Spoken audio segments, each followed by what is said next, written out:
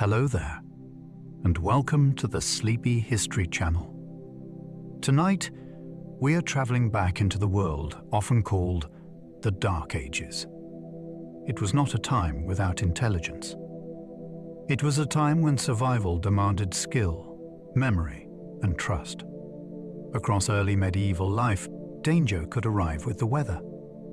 Power could change with a single oath. A household might depend on one harvest. A village might endure because people knew exactly whom they could rely on. This was a world shaped by faith and fear. It was also shaped by invention. People built order from uncertainty. They protected knowledge when kingdoms fractured. They learned how to live in conditions that would test almost anyone today. If you enjoy these gentle journeys, I invite you to like, subscribe, or share a thought below. It helps others find their way here too, one sleepy soul at a time. But for now, all you need to do is get settled in. Let your shoulders soften. Let your breathing slow. And as the day begins to fade, join me as we explore the fragile and fascinating world of surviving the Dark Ages together. Let's begin. The name Dark Ages was never really a description of the people who lived through this period.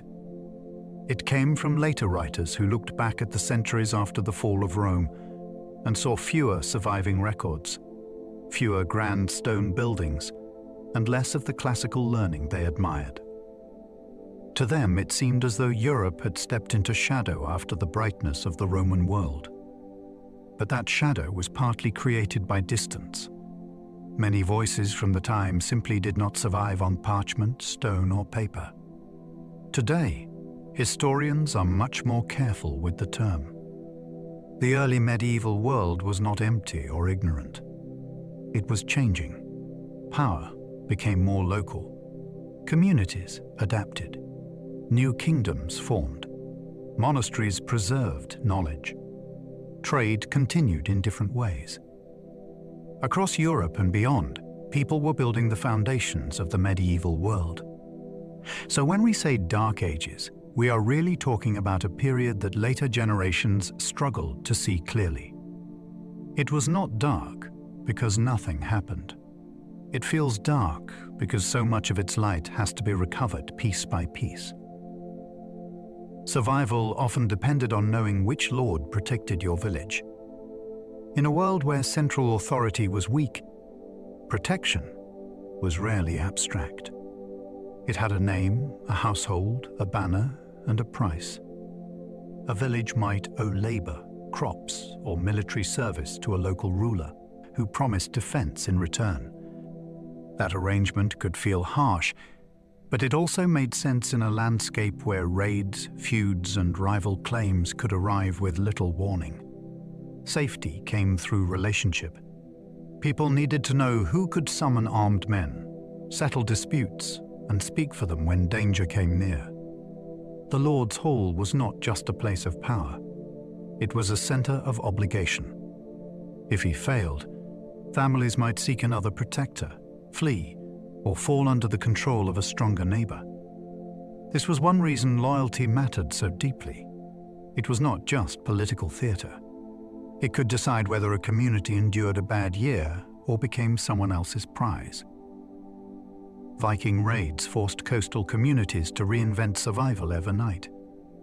For people living near rivers and shorelines, danger could arrive with terrifying speed. Viking longships were shallow enough to slip into waterways that larger vessels could not use. Raiders could appear, strike, and leave before a distant army was even aware. This forced communities to rethink how survival worked. Watch points became vital. Local defenses mattered more than promises from far away. Settlements moved, fortified sites expanded, and rulers learned that rapid response could be the difference between order and panic.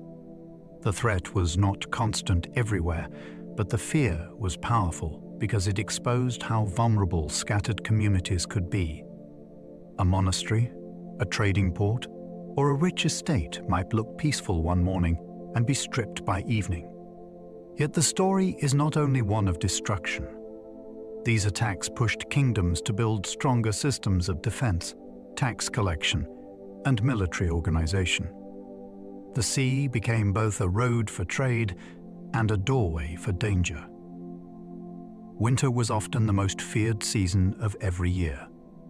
Cold weather was not just uncomfortable. It tested every decision made earlier in the year. Families entered winter with whatever they had stored, repaired, preserved, or failed to prepare. Grain bins, firewood stacks, hay supplies, clothing, roof thatch, and animal fodder all became measures of survival. Once the ground hardened and growth slowed, mistakes could not easily be corrected. A thin harvest became visible in the cooking pot. A weak animal might not last until spring. Firewood had to be gathered before the worst cold arrived, and keeping a flame alive mattered deeply. Darkness lengthened the hours indoors, where smoke, crowding, and dampness could wear down health.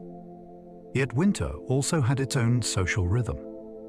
People repaired tools, told stories, and endured by staying close to shared heat. Fear came from the knowledge that nature had narrowed the choices. To reach spring was not automatic. It was an achievement renewed every year. Most homes shared smoky air with people and animals. Inside a simple early medieval dwelling, the air could be thick with the life of the household. The hearth burned wood, peat, or other local fuel, and without a modern chimney, smoke often drifted upward and escaped slowly through gaps or roof openings. That smoke could sting eyes, darken beams, and settle into clothing. Yet it was also part of survival, since the same fire cooked food, warmed bodies, and helped dry damp materials. In some regions, animals stayed close to the living space, especially during cold weather. Their presence brought noise and smell, but also warmth and protection from theft or predators. The boundary between human shelter and working farm was not always clear. A home was not a private retreat in the modern sense. It was a shared survival machine, crowded and practical. Every breath inside it carried evidence of fuel, labor, livestock, and the constant effort to stay alive. Ale was often safer than questionable drinking water. In many communities, ale was an everyday drink rather than a mark of celebration. It was usually weaker than modern beer, but it had one major advantage. Brewing required heating water, and fermentation made the final drink less welcoming to many harmful microbes. People did not understand germ theory, but they learned through experience that some drinks were safer than others. Ale also provided calories, which mattered in a laboring world where energy was precious. It could be made from grains that were available locally, and households often brewed small batches for regular use. This does not mean everyone avoided water. Clean springs, wells, and streams were used where people trusted them. The problem was uncertainty. Water near waste, animals, or crowded settlements could carry danger without looking dangerous. Ale offered a practical answer. It turned grain, heat, and time into something nourishing, familiar, and often safer to share at the table. Bread was the daily foundation of early medieval survival. For most people, the central food of life was not meat or feast dishes. It was bread or something very close to it. Grain could be baked into loaves, cooked into porridge, or turned into flat cakes, depending on local custom and resources. The type of bread revealed status. Wealthier households might eat finer wheat bread. Poorer families often relied on barley, rye, oats, or mixtures that produced darker and heavier food. Bread carried the labor of the whole year inside it. Land had to be cleared, seed sown, weeds managed, crops cut, grain threshed, dough prepared, and ovens heated. A single loaf represented weather, tools, animals, human backs, and access to milling. Because it was eaten so regularly, any threat to grain supply threatened everything. Bread was ordinary in the deepest sense. It was the food people expected, depended on, prayed for, and feared losing when the fields failed. The so-called Dark Ages were never truly dark at all. The name makes the early medieval world sound empty, as if learning disappeared and people simply waited for history to begin again. The reality is far more interesting. After Roman authority weakened in Western Europe, old systems broke apart, but human life did not stop. Communities adapted. New kingdoms formed. Craftspeople kept making beautiful objects. Farmers changed how they worked the land. Monks preserved books, rulers issued laws, and scholars argued over ideas that would shape later centuries. The period feels mysterious, partly because fewer written records survived, not because nothing important happened.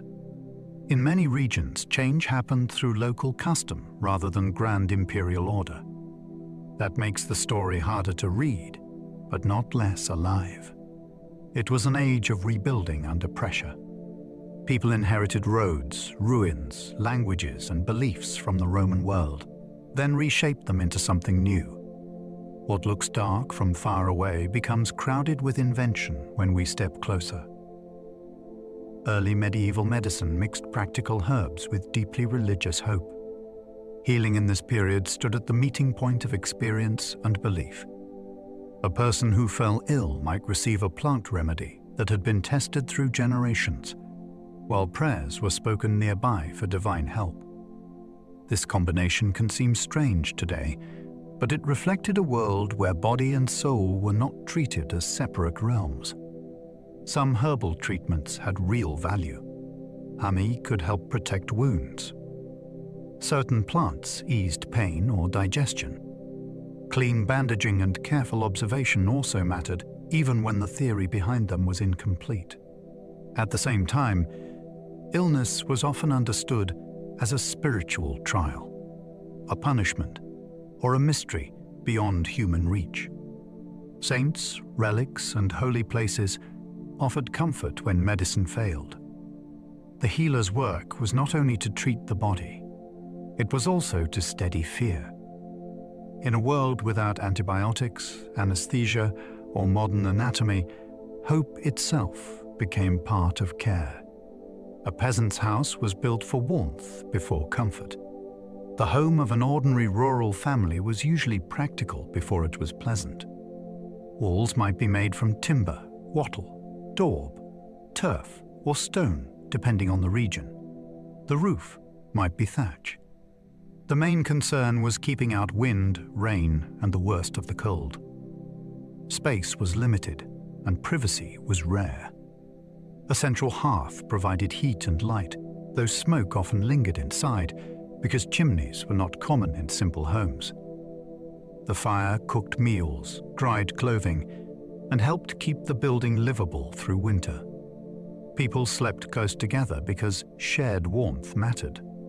In some places, animals were kept nearby or under the same roof, which added smell and mess, but also valuable heat and security. Furniture was minimal. A chest, a bench, a table, and bedding could represent much of a family's household wealth. Comfort existed, but survival set the design. A house was a shield against weather. A village mill could become the heart of local survival. Grain was only useful if it could be turned into flour, and grinding by hand was exhausting work. A mill changed that equation. Powered by water in many places, it could process grain far faster than household labor alone. This made it one of the most important structures in rural life. People came to the mill with sacks of harvest and left with the foundation of their daily bread. The miller occupied a position of trust and suspicion because he handled everyone's food and took a portion as payment. a broken mill could disrupt an entire community. A working one saved hours of labor and tied villagers into a shared routine. Lords often controlled mills because the income was reliable and the service was essential. That meant a simple building beside a stream could reveal the whole structure of local power. Food, labor, technology, and authority met at the turning wheel. Salt helped families preserve food through the hungriest months. Before refrigeration, salt was one of the great tools of survival. It drew moisture from meat and fish, making it harder for decay to take hold. For households facing long winters, this could be the difference between a bare table and stored nourishment. Salted food was not a luxury. It was planning made edible. The challenge was that salt was not available everywhere. Coastal communities could obtain it from seawater, while inland regions often depended on trade or salt springs. This made it valuable enough to shape routes, markets, and local economies. A family with enough preserved food could face the lean season with more confidence. A shortage could make hunger arrive sooner. Salt also changed taste, which mattered in a diet often built around grain and seasonal produce. It carried the flavor of distance because it might have traveled farther than the people who ate it. In small white crystals, families stored time. A single bad harvest could change an entire family's fate. Most families lived close to the edge of need, and farming offered no guarantee. A wet spring could rot seed in the soil. A dry summer could shrink the grain before it ripened. An early frost could ruin the work of months in a single night. Without modern storage, imports, or emergency relief, hunger could move quickly from worry to crisis. A household might slaughter animals it could no longer feed, sell tools it needed for next year, or borrow grain under terms that trapped it for years. Children might be sent into service. Land might be lost. The frightening part is that no one had to be lazy or foolish for disaster to happen. A family could work with skill and still be defeated by weather. Early medieval survival depended on watching the sky, reading the soil, and hoping that enough remained after rent, seed, and winter stores had been set aside. Monasteries became Europe's libraries when many cities grew quiet. When urban life shrank in parts of Western Europe, monasteries became places where memory could survive. Behind their walls, manuscripts were copied by hand onto parchment made from animal skin. This was slow work. A single volume could require weeks or months of concentration, and every page represented precious material. The monks were not simply preserving scripture. They also copied grammar, history, medicine, poetry, and works from the classical world. Some texts survived because one community valued them enough to reproduce them before the older copy decayed. Monasteries also trained readers in a time when literacy was limited. Their libraries were small by modern standards, yet they carried enormous weight. A shelf of books could connect a remote valley to Rome, Greece, and the wider Christian world. Without those patient hands, many voices from antiquity might have vanished. The survival of knowledge came down to ink, discipline, and rooms lit by wavering lamps. Most people never traveled farther than a nearby market town. The early medieval world could be much smaller than ours in daily experience. For many villagers, life was measured by fields, footpaths, woodland edges, and the nearest place where goods could be exchanged. Travel took time, energy, and courage. Roads inherited from Rome still existed in some areas, but many were broken, unsafe, or poorly maintained. A journey of only a few miles could mean mud, weather, tolls, and the risk of theft. The market town mattered because it widened the world without making it unreachable. There, a person might hear news, see unfamiliar tools, meet traders, or purchase salt and cloth that could not be made at home. To some, That visit was the great outward movement of the season. Their mental map was rich in local detail. They knew streams, boundary stones, shortcuts, and dangerous crossings with a precision that modern travelers often lose. Distance was not just space. It was effort. The collapse of Roman roads made local knowledge incredibly valuable. Roman roads had once helped armies, officials, and merchants move across wide territories with remarkable efficiency.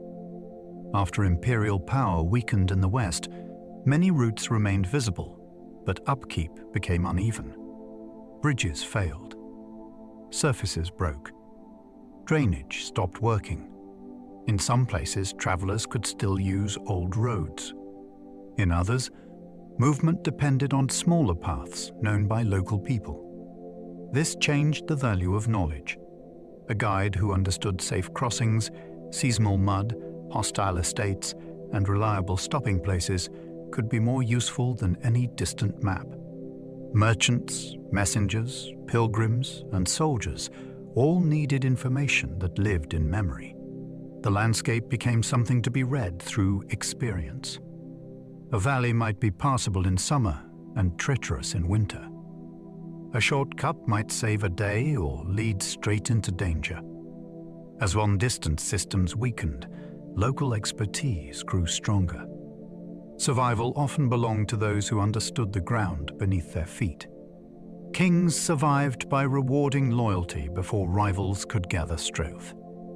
Early medieval kingship was rarely secure in the modern sense. A crown did not automatically create obedience across a kingdom. A ruler had to keep powerful followers close, and that required gifts, land, titles, marriage alliances, and visible favor. Warriors expected reward because their support was dangerous to give and dangerous to lose.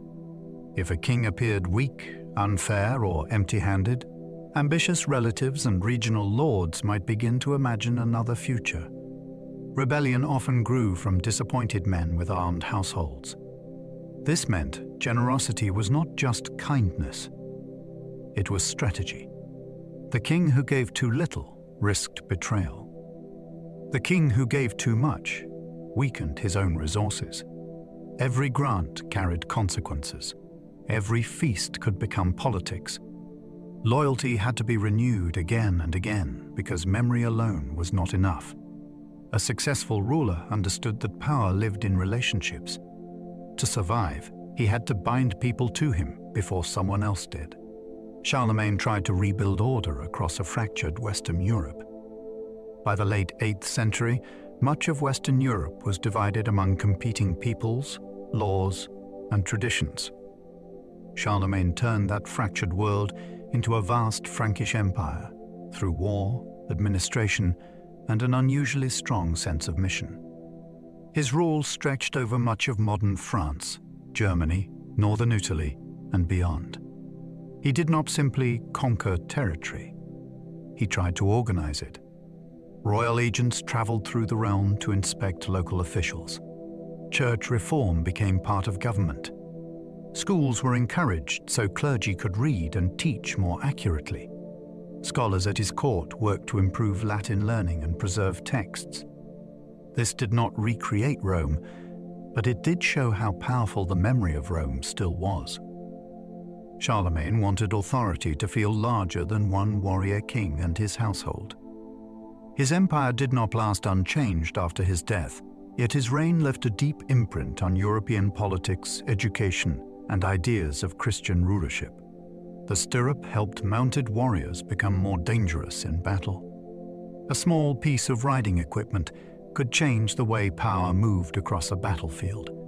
The stirrup gave a mounted fighter greater stability, especially while turning, bracing, or striking from horseback. It did not create cavalry by itself, since skilled riders existed long before it became common in Europe. Still, it improved balance and control in ways that mattered.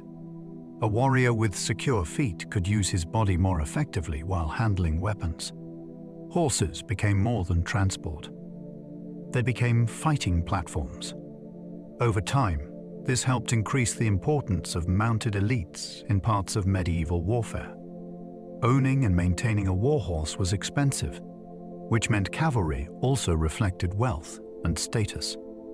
The technology joined with training, armor, landholding, and social obligation to produce a new kind of battlefield presence. It is fascinating because the object itself was simple. 2 loops at the rider's feet could help reshape military life for centuries.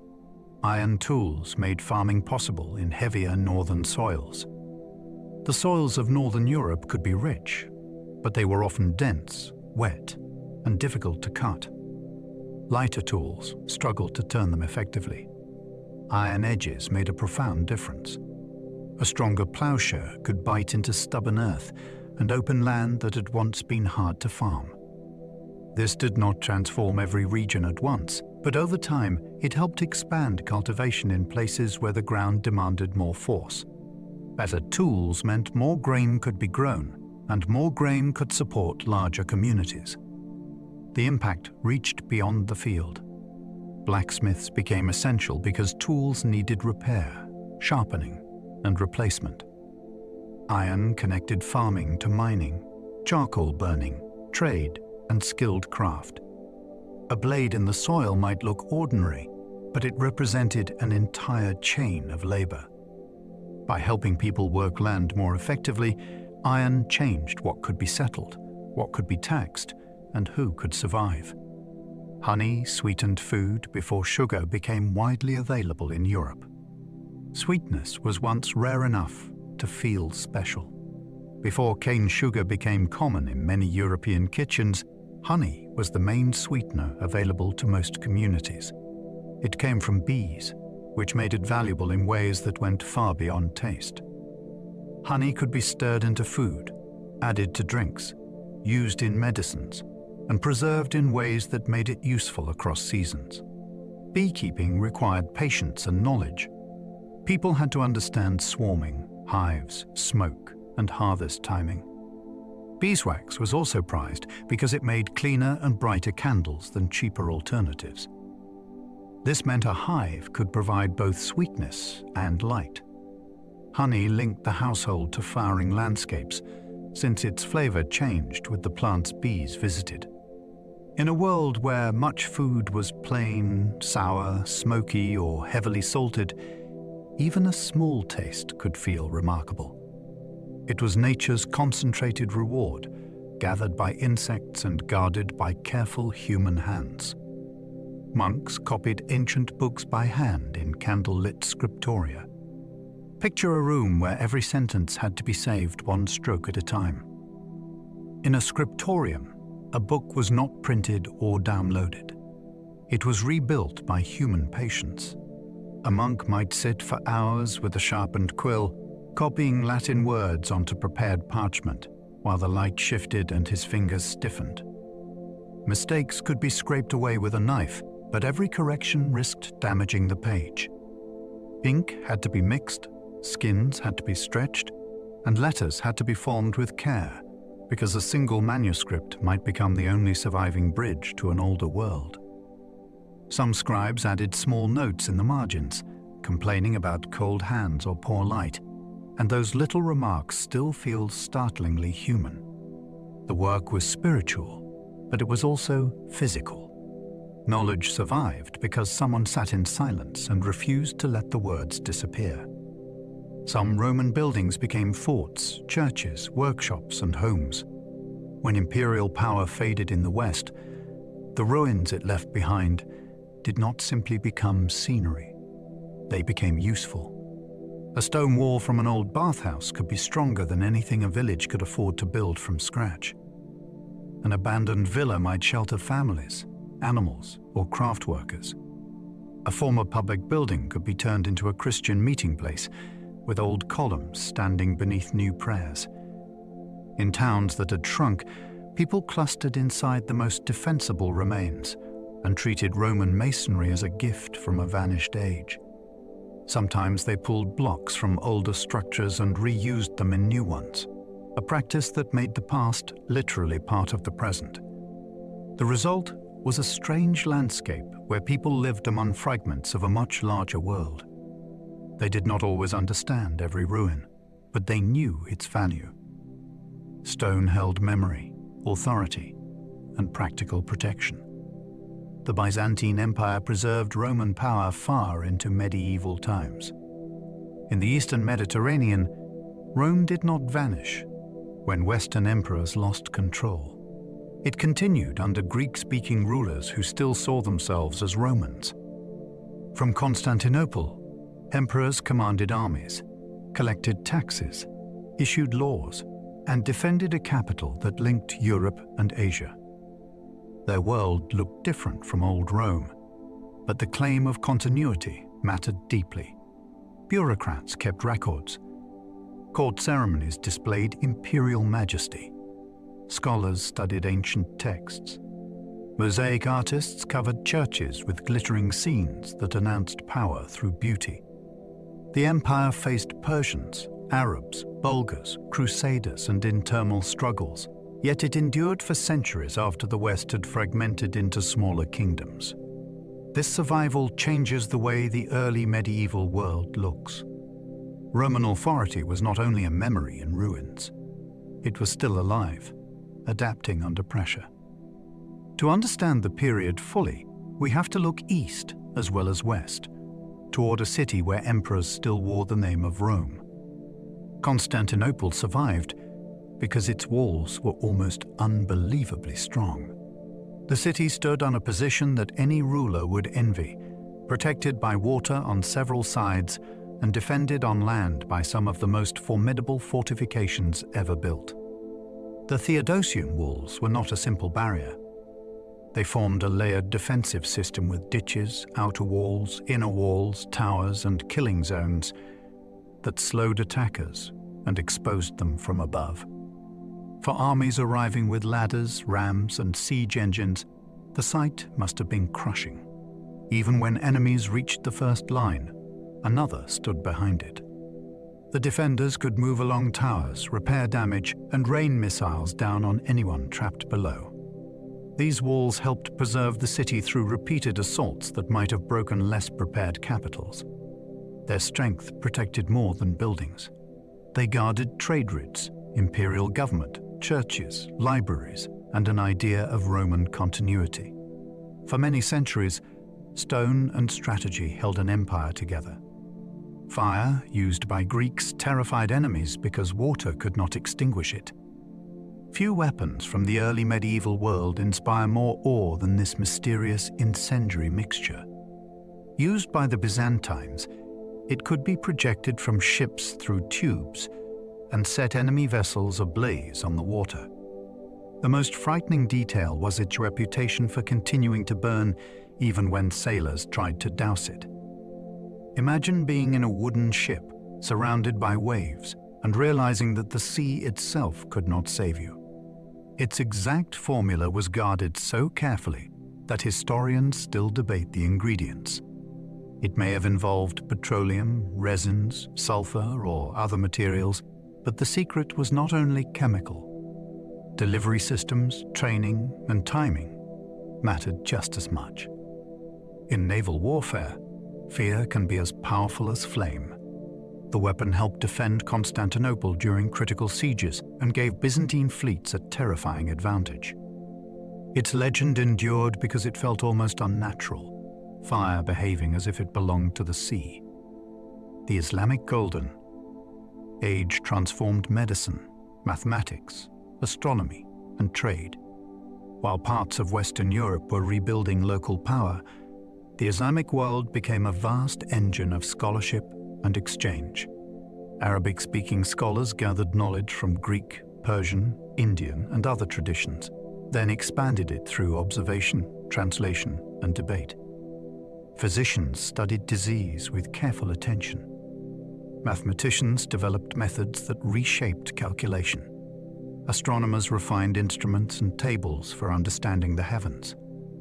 Merchants connected cities through routes that carried goods, books, and ideas across enormous distances. This was not a single place or a single century. It was a wide cultural movement supported by courts, libraries, hospitals, and schools. Its influence later reached Europe through translation centers and contact zones, especially in places where languages and faiths met. The importance of this world is impossible to overstate. It preserved ancient learning, but it did more than preserve. It questioned, organized, corrected, and built upon it. Knowledge did not sleep during this age. It traveled.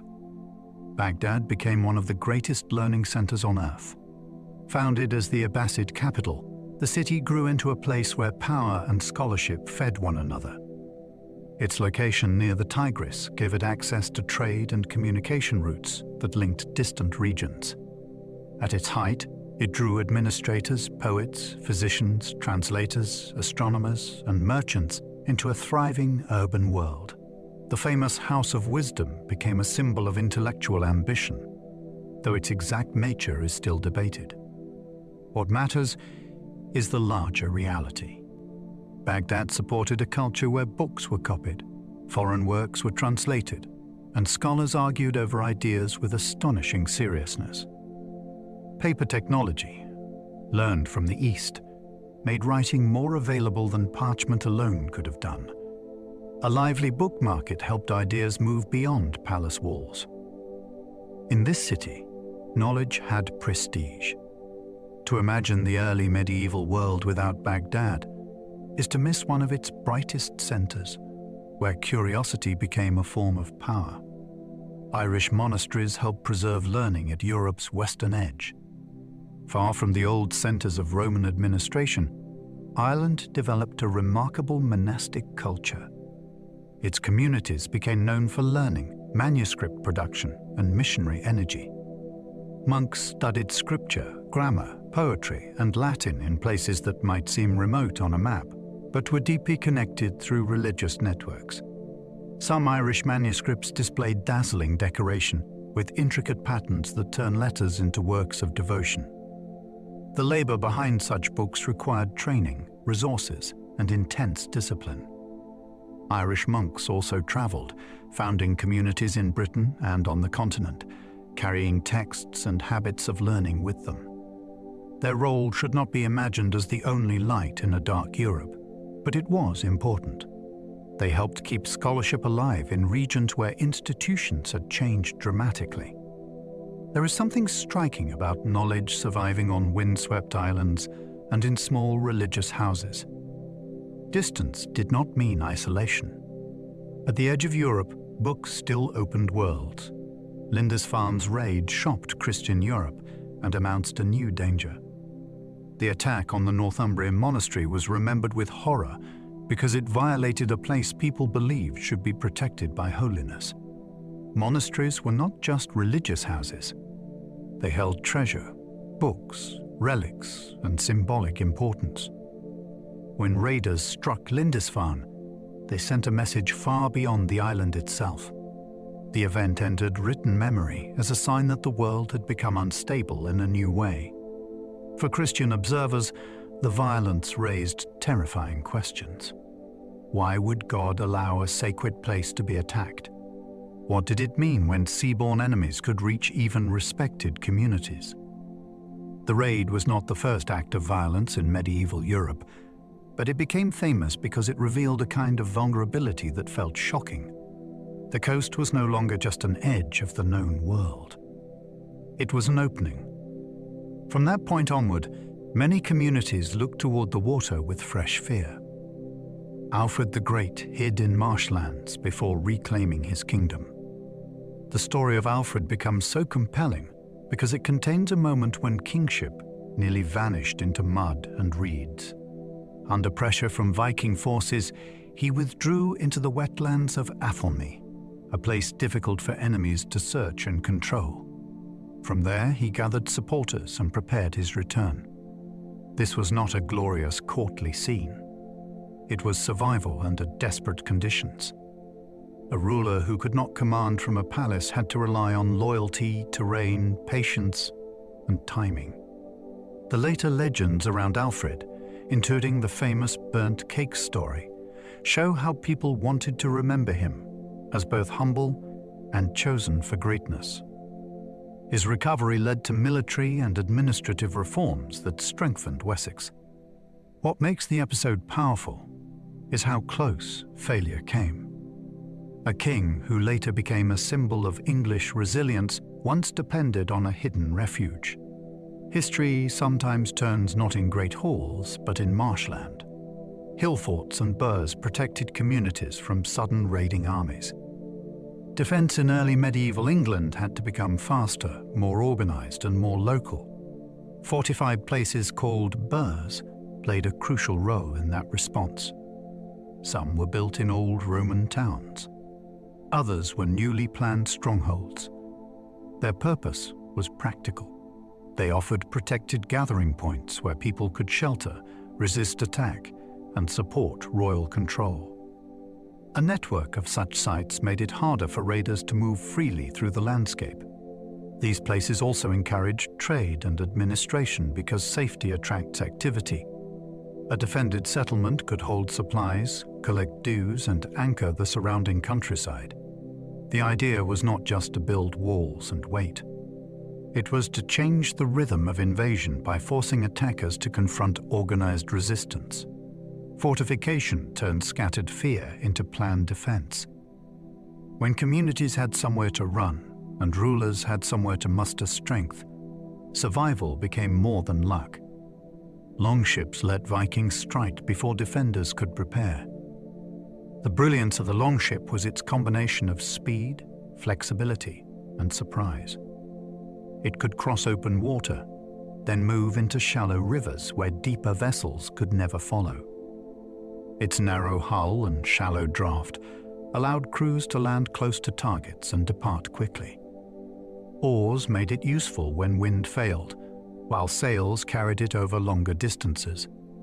To people watching from shore, the danger was not only the ship itself, it was the suddenness. A force could appear where no one expected an army, especially near river monasteries, trading sites, or poorly defended settlements. Longships also carried warriors, goods, and ambition across an astonishing range. They connected Scandinavia to Britain, Ireland, Francia, the Baltic, and beyond. Their design helped turn geography into opportunity. Coasts and rivers became roads. What seemed like a boundary to settled communities became an invitation to those who knew how to move across water. Viking traders reached rivers, cities, and markets far inland. The same seafaring world that produced raiders also produced merchants. Viking activity was not only about attack. Scandinavian traders moved silver, furs, amber, slaves, weapons, walrus ivory, and other goods through far-reaching networks. Some traveled east along river routes that led toward the Black Sea and the Caspian. Others operated around the North Sea and the Irish Sea.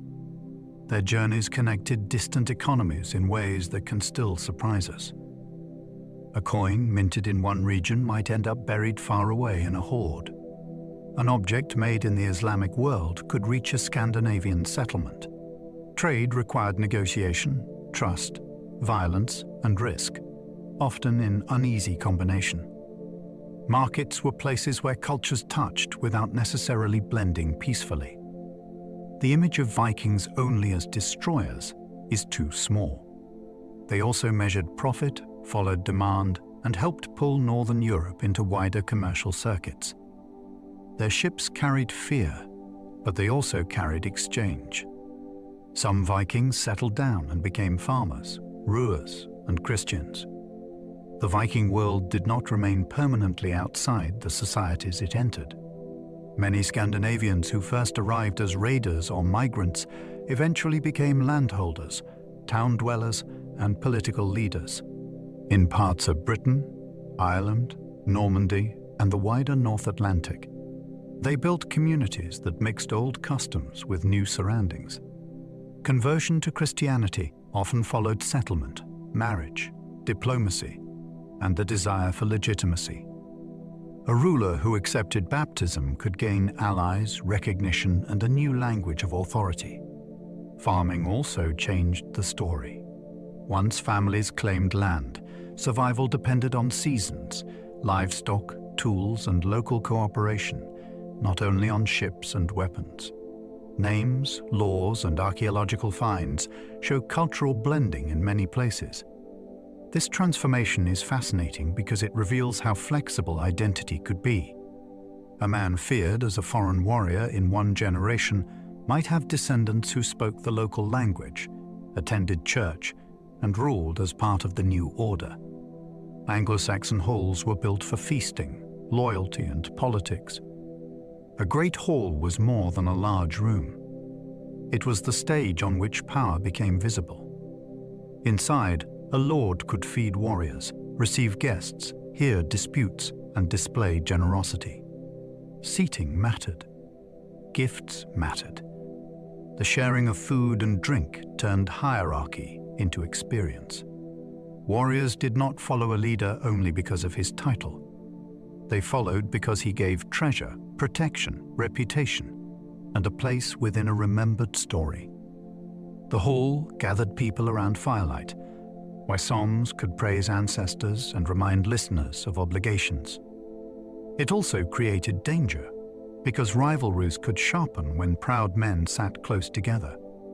Archaeology at sites such as Viking suggests that these spaces could be carefully planned to impress. The building itself spoke before anyone rose to give a speech. It told visitors that authority lived here. To enter the hall was to step into a world where hospitality and power were almost the same thing. Gift-giving kept warrior bands loyal to their leaders. In early medieval warrior culture, a gift was rarely just a gift. A ring, sword, armlet, horse, or piece of land could bind a follower to his lord in a relationship of honor and expectation. The leader who gave generously proved that victory and loyalty brought reward. The warrior who accepted became publicly connected to that giver. This exchange mattered because armed men were dangerous resources. They had to be held close through reputation as much as command. A stingy lord risked losing prestige. A generous one could attract ambitious fighters who wanted wealth and fame. Poetry from the period often praises the ring giver, a phrase that captures how deeply treasure and leadership were linked. The object itself carried memory. Every time it was worn or used, it reminded others of service, courage, and obligation. In a world without modern salaries, gift-giving turned success in battle into lasting political glue. Oaths mattered because written contracts were often rare or useless. When few people could read, and when distant courts could not always enforce agreements, spoken promises carried extraordinary weight. An oath called upon honor, witnesses, and often God. Breaking one was not merely inconvenient. It could stain reputation, invite revenge, and endanger the fragile trust on which society depended. Oaths helped structure loyalty between lords and followers, settle disputes, secure marriages, and confirm peace.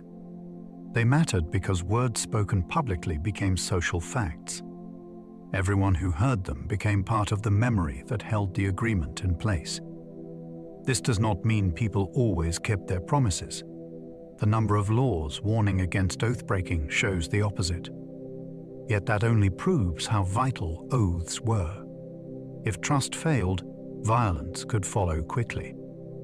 A spoken commitment had to do the work that paper, police, and bureaucratic systems often do today. In that world, a person's word could be a shield or a trap. A lord's reputation could be as important as his army. Power was not measured only by how many armed men a lord could summon.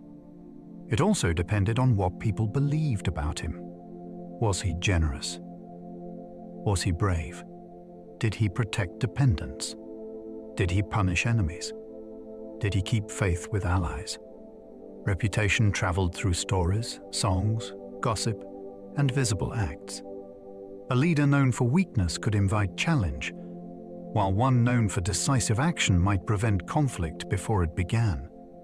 This mattered in a world where communication was personal and authority often depended on recognition. A lord's name could make men gather or hesitate. It could affect marriage negotiations, tribute, and the willingness of communities to accept his judgment. Reputation also survived beyond death, shaping the standing of a family. The fascinating part is that power had to be performed repeatedly.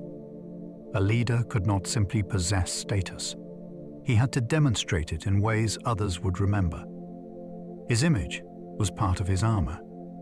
Feuds could last for generations unless compensation restored peace. A killing or serious injury did not always end with one act of violence. It could open a chain of retaliation that pulled whole families into danger. Feuding societies tried to manage this through compensation, negotiation, and public settlement. Payment did not erase grief, but it could acknowledge loss and prevent further bloodshed. Without some recognized solution, revenge might seem like a duty. The problem was that each response created another wound to remember. This is why law codes often paid close attention to injuries, insults, and social rank. They were trying to price peace before violence multiplied. The process could involve relatives, witnesses, oath helpers, and powerful mediators. It reveals a world where justice was not always handed down by a distant state. Often, it had to be built between hostile groups. Compensation was not soft. It was a practical technology of survival, designed to stop one death from becoming many. Wergild placed a legal value on injury and death. The idea can feel shocking today, but it was meant to prevent endless revenge. Wergild set a compensation value for a person's life, often depending on status, freedom, and social role. If someone was killed, the offender or his kin could be required to pay the victim's family. Separate payments might also exist for wounds, from broken bones to damaged eyes or lost teeth. The detail in these laws is remarkable because it shows an attempt to turn violence into something measurable and negotiable. It did not mean that all lives were valued equally. In fact, the differences exposed the hierarchy of the society, yet the system served a purpose. It offered a path away from retaliation by giving families a recognized form of redress. Money, livestock, or goods could not bring a person back, but they could stop the next spear from being thrown. Law tried to count what grief could not. Trial by ordeal tested guilt through fear, faith, and endurance. In cases where evidence was uncertain, some communities turned to ordeals that placed judgment in God's hands. A person might carry hot iron, plunge a hand into boiling water, or undergo another frightening test. The wound would later be examined for signs of healing or corruption, which were interpreted as proof of innocence or guilt. To modern eyes, this seems cruel and irrational. To many medieval people, it made sense within a universe where divine justice was expected to act through physical signs. The ordeal was also a public ritual. It created a dramatic moment when uncertainty could be resolved without private revenge. Fear itself played a role, because the accused faced pain, shame, and spiritual terror. We should not imagine that everyone viewed these practices simply or identically, but they reveal how deeply law and belief were intertwined. When human knowledge reached its limit, people asked heaven to decide. Law codes reveal societies trying to control violence and revenge. Early medieval laws can read like windows into everyday danger. They describe theft, broken bones, damaged property, insults, runaway animals, marriage disputes, and many other conflicts that could disturb a community. Their purpose was not always to create justice in a modern sense. Often, they aimed to keep disorder from spreading. By assigning payments and procedures, rulers tried to prevent private anger from becoming public chaos. These texts also reveal what people cared about. A law about a stolen bee swarm tells us that bees had value. A law about boundary markers shows the importance of land. A law about injury to a dependent person exposes social rank and household structure. The details are sometimes startling because they bring ordinary lives close.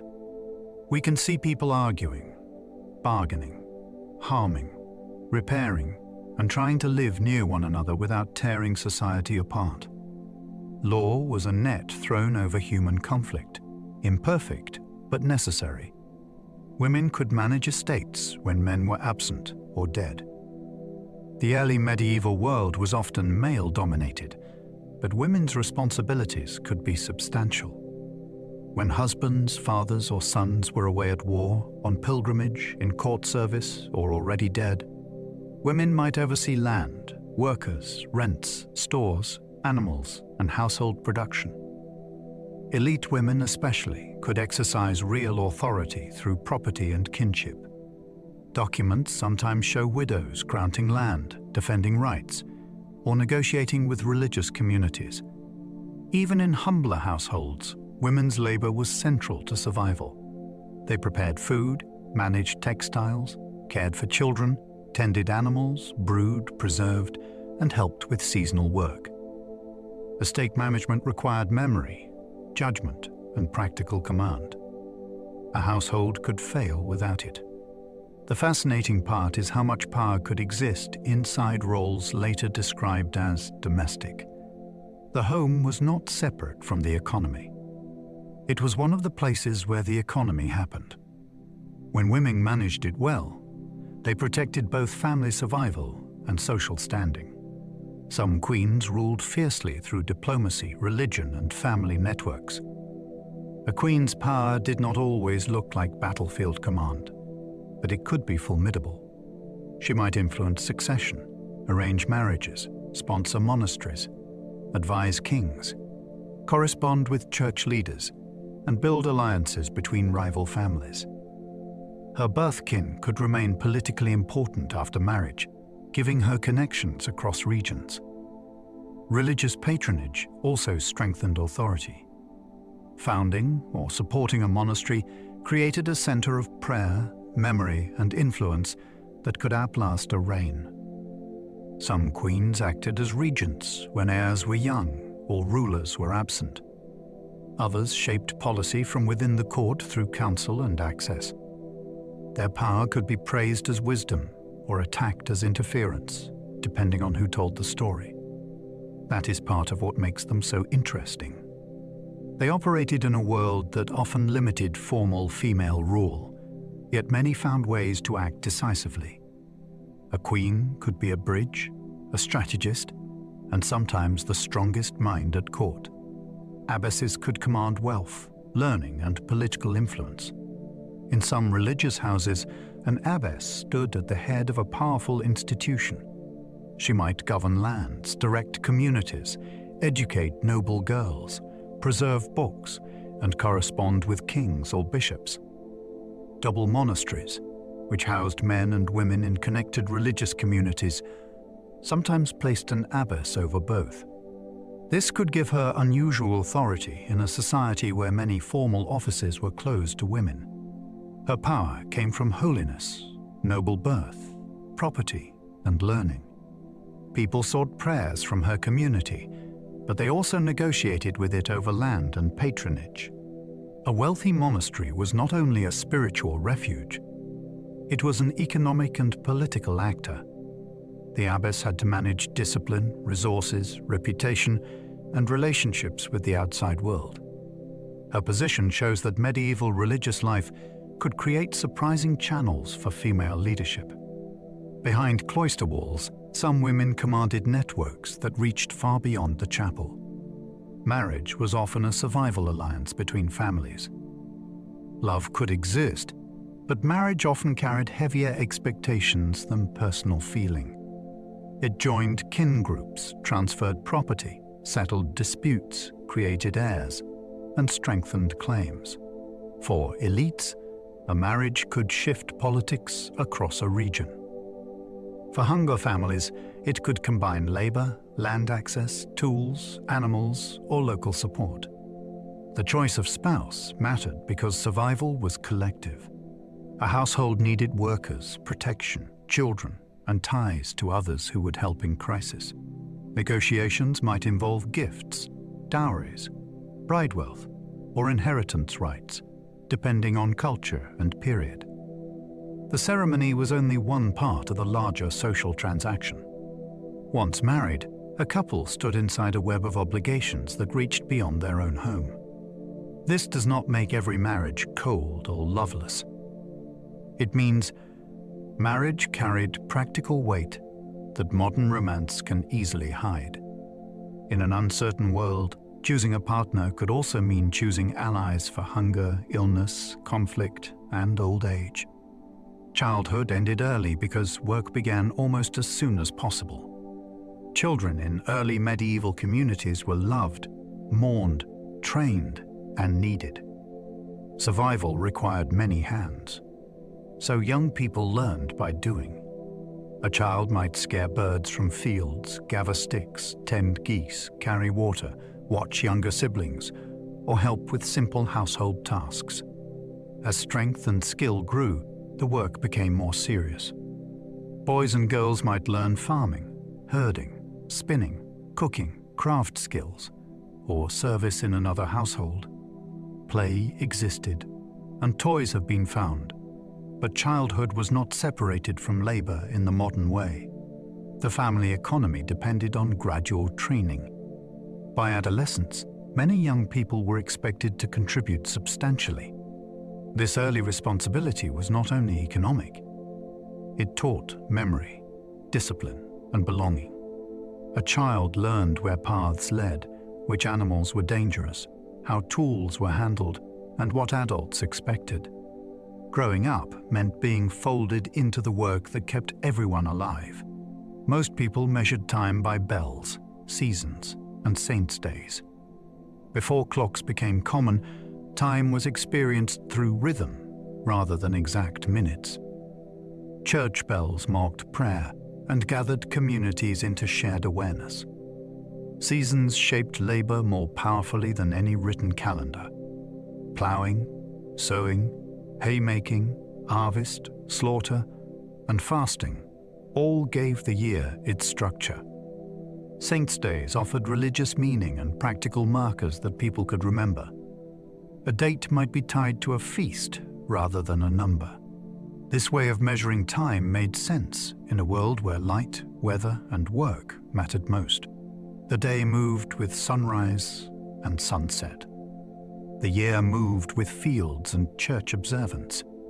Monastic communities kept more formal schedules for prayer, but ordinary rural life was still guided by natural and sacred signs. This does not mean people were vague or careless. They were precise in a different way. They knew when lambing approached, when grain should be cut, and when a holy day changed the week. Church festivals gave exhausted communities moments of color and rest. The working year could be hard, repetitive, and physically draining, so feast days mattered deeply. A religious festival interrupted ordinary labor and gave people a reason to gather. There might be special food, church services, music, processions, games, or markets, depending on place and wealth. The spiritual purpose was central, but the social effect was just as powerful. People saw neighbors, heard news, marked memory, and felt themselves part of a wider community. In a life shaped by obligation, a feast day created sanctioned release. It also made sacred history feel present. The story of a saint or holy event entered village life through sound, movement, and shared attention. These moments helped people endure the heavier parts of the year. They were not vacations in the modern sense. They were pauses with meaning.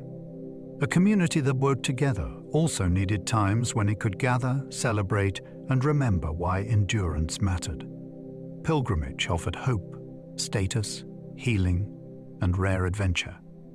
For many people, travel was limited, but pilgrimage gave movement a sacred purpose.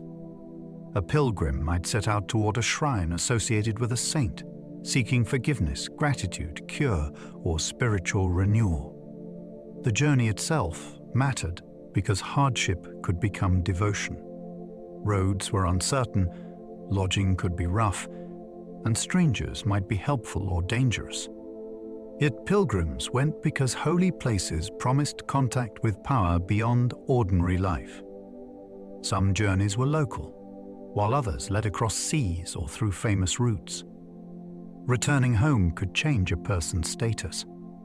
They had seen places others only heard about. They might bring back badges, stories, or blessings.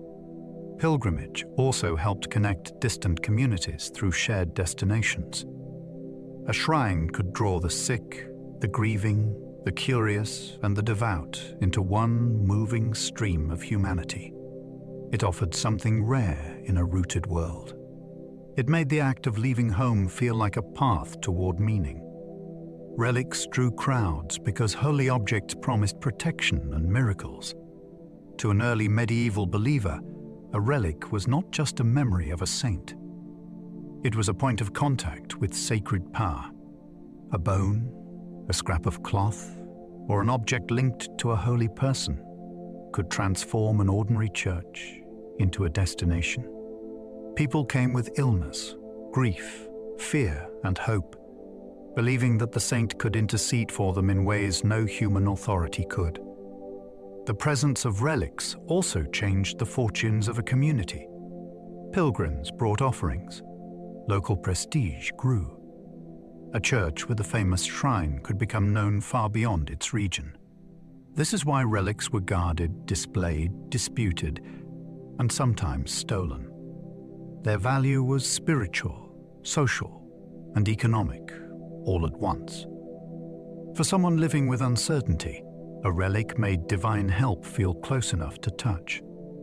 It offered reassurance that heaven had not abandoned the earth.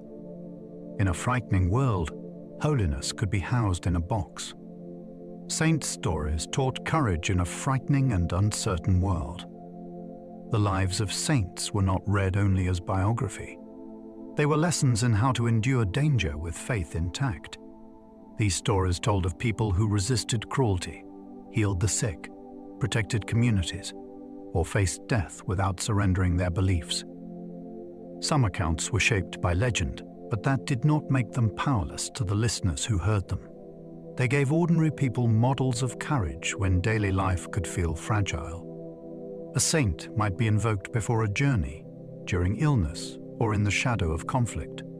The story made suffering meaningful by placing it inside a larger spiritual pattern. It also gave communities shared heroes whose feast days and shrines helped bind people together. In a time when many could not read, these tales moved through sermons, memory, song, and painted images. They taught that fear was real, but not final. Holiness offered a way to stand upright.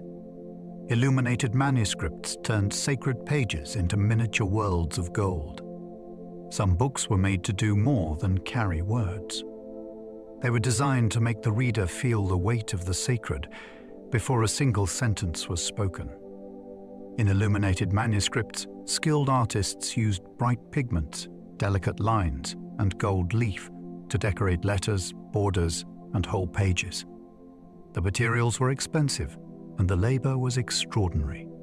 A single opening could hold knotwork, animals, faces, symbols, and patterns so intricate that the page seems almost alive. These books were often used in worship, where their beauty reflected the importance of the text. They also displayed the wealth and devotion of the community that made or owned them. The gold was not there merely to impress.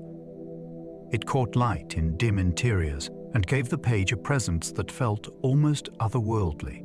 In a society where books were rare, a decorated manuscript could feel like a treasure chest of faith. Beeswax candles were costly, so darkness shaped the evening routine. After sunset, the world changed in ways modern people rarely feel. Artificial light was expensive, limited, and uneven. A beeswax candle burned cleaner and smelled better than rushlights or tallow, but it required valuable wax that could have other uses. Many households therefore relied on cheaper lights, open hearths, or simply the fading glow of day. This shaped behavior. Work that needed careful sight had to be done while light lasted. Evenings gathered people near the fire, where faces were visible but corners disappeared. Wealth could be seen in brightness. Churches, noble halls, and well-supplied houses could command more light than poor homes. Darkness also affected movement outside. Paths became harder to judge, and familiar places could feel dangerous. The night was not empty, but it demanded respect. People planned around it. In that world, a small flame was not decoration. It was time extended, danger reduced, and vision bought at a price. Fire was precious because one ember could warm a household. Keeping a hearth alive required care that modern life has almost forgotten. Making fire from scratch was possible, but it took effort, dry materials, and skill. A glowing coal saved work. It could be banked under ash overnight and coaxed back to life in the morning. If a family's fire went out, they might borrow flame from a neighbor, which made warmth part of community as well as household management. The hearth was the center of cooking, heating, drying, and daily gathering. It turned raw grain into food, cold air into shelter, and darkness into a livable evening. Children learned to respect it because it could save and harm with equal ease. Fuel had to be collected in advance, and damp wood could make life miserable. A single ember therefore carried more than heat. It held continuity. It meant the day could begin without struggle. In winter, it could feel like life itself, glowing in the ash. Hearth smoke preserved meat while slowly blackening walls and lungs. The same smoke that made indoor air harsh could also help food last longer. Meat or fish hung near a hearth absorbed compounds from burning wood that slowed decay and discouraged insects. Smoking added flavor, but its deeper purpose was survival. A household that could preserve food had more options when fresh meat was scarce. Yet this useful smoke came at a cost. In homes with poor ventilation, people breathed it for years. It darkened rafters, settled into thatch, irritated eyes, and likely damaged lungs. The interior of a house could carry the smell of fire in every surface. This creates one of the striking tensions of early medieval life. A danger could also be a tool. Smoke made a room less healthy, but it helped keep stores edible. People accepted discomfort because the alternative might be hunger. The hearth was therefore not simply warm and homely. It was a place where preservation and hardship rose together. Wool clothing kept people alive through cold and damp weather. Wool was one of the great survival materials of the early medieval world. It stayed useful even when damp trapped warmth well, and could be spun, woven, fulled, dyed, patched, and reused. A cloak or tunic made from wool was not merely clothing. It was protection against weather that could wear down the body day after day. Sheep turned grass into fiber, which made them valuable far beyond their meat. Women's textile work was especially important because spinning and weaving took enormous time. A single garment represented hours of skilled labor before it ever touched the skin. Wool could be coarse or fine, plain or richly colored, depending on wealth and access. It also marked status. Better cloth showed resources, while worn patches revealed long use. In a cold, windy, and wet landscape, survival was partly wrapped around the body. Wool made human warmth portable, and that made it one of the quiet foundations of life. Linen underclothes helped protect skin beneath rough wool layers. Comfort in clothing often depended on what touched the body first. Linen, made from flax, could be worn beneath heavier outer garments to reduce itching, absorb sweat, and protect skin from coarse wool. It was washable in ways outer clothing often was not, which made it important for cleanliness as well as comfort. Producing linen required many stages.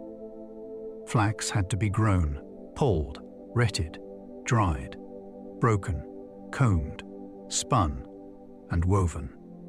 The finished fabric could be plain, practical, and valuable all at once. A linen shift or shirt created a barrier between the person and the harsher world of work. It helped manage heat in summer and made layered clothing more bearable in winter. Because fabric took so much labor, people repaired and reused it carefully. Even a simple undergarment represented agricultural skill, household labor, and bodily knowledge. The past can seem distant until we remember this detail.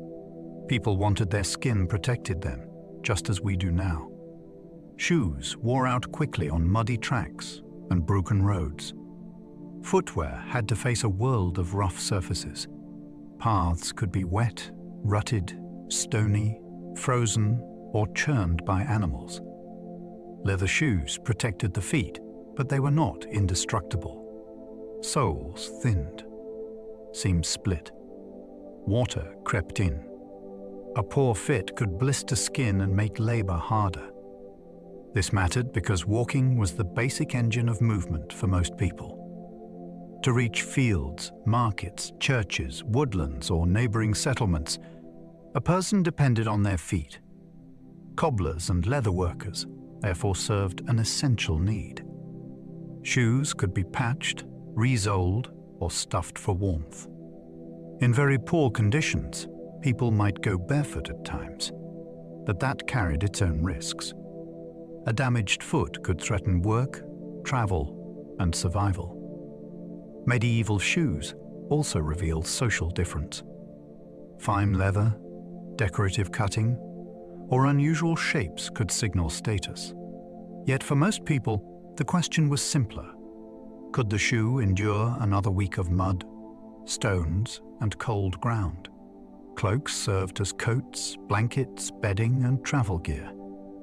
A cloak was one of the most versatile possessions a person could own. Fastened at the shoulder or chest, it protected the body from wind and rain while leaving the arms free. At night, it could become a blanket. On a journey, it might serve as a bedroll, a bundle, or a layer against the cold ground. Its usefulness made it valuable across social levels, though quality varied widely. A thick wool cloak could mean the difference between misery and endurance during bad weather. It also carried identity. Color, fastening style, fabric quality, and ornament could show region, wealth, or rank. Travelers relied on cloaks because conditions changed quickly and shelter was not guaranteed. In a world without modern luggage, clothing had to do several jobs at once. The cloak answered that need elegantly. It was clothing, shelter, storage, and status in a single object. Few garments have ever worked harder. A good knife was one of life's most useful possessions. In early medieval life, a knife was not simply a weapon. It was a daily tool that followed a person through countless tasks. It cut food, trimmed cord, shaped wood, prepared hides, cleaned fish, sharpened sticks, and helped with repairs. Many people carried one because life constantly presented materials that needed to be divided, scraped, pierced, or shaped. A well-made blade represented metalworking skill and practical independence. Losing it could be genuinely serious. The handle might be plain or decorated, depending on the owner's means, but usefulness mattered most. A knife also crossed boundaries between domestic work, craft, travel, and danger. At a meal, people often used their own blade rather than expecting a table setting. On the road, it could help solve small problems before they became large ones. This is why such an ordinary object deserves attention. It placed a little controlled sharpness in the hand, and that gave people power over their immediate world. Bone, antler, and horn became combs, needles, handles, and tools. Early medieval craftspeople wasted very little. Materials from animals could be shaped into objects that filled daily life. Bone could become pins, gaming pieces, needles, or small fittings. Antler was strong and workable, making it useful for combs, handles, and craft tools. Horn could be softened and formed into drinking vessels, spoons, or thin, translucent sheets.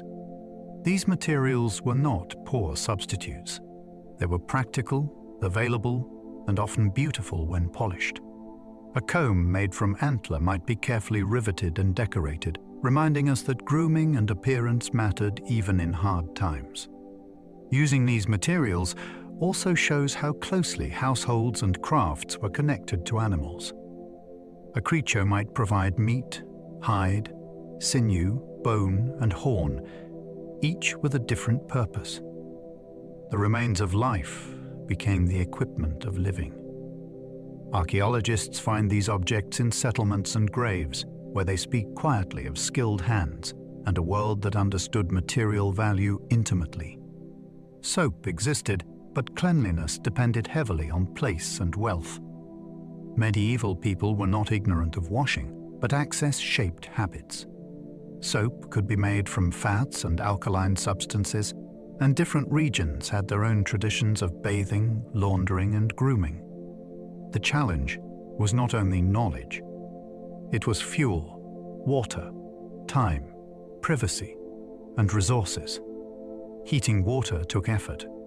Washing clothes required labor. Fine soaps and scented preparations belonged more easily to those with money. Poorer households still cleaned themselves, but often in simpler ways. Streams, basins, cloths, ash, herbs, and scraping could all play a part. Cleanliness also had social and religious meanings. A person's appearance affected reputation, and certain moments called for washing or preparation. Yet standards varied widely by season, location, and class. It is easy to imagine the past as either filthy or surprisingly modern, but reality sits between those extremes. People cared about the body. The difficulty was that cleanliness had to compete with every other demand on time and energy.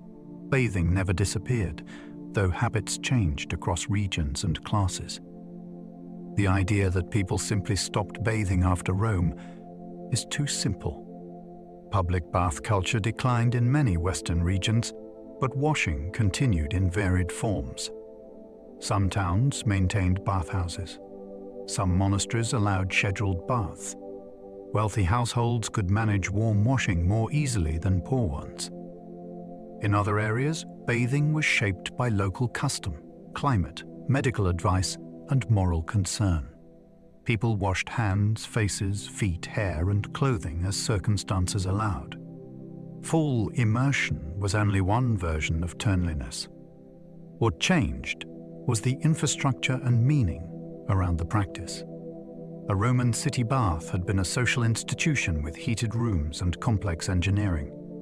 Later, communities often lacked the same systems, so bathing became smaller, more private, or more seasonal. Contact with Islamic and Byzantine practices also influenced attitudes in some places. The body was still cared for.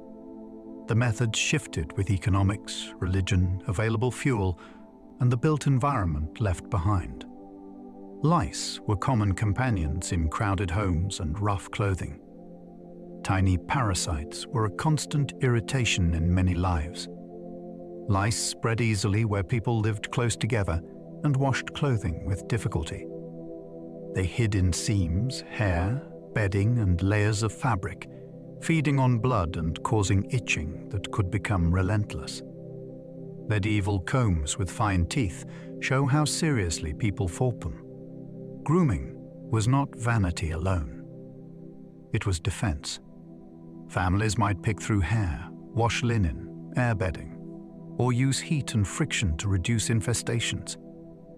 Still, complete control was hard when garments were few and living spaces were crowded.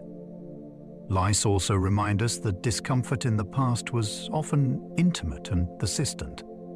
It could follow a person into sleep, work, worship, and travel.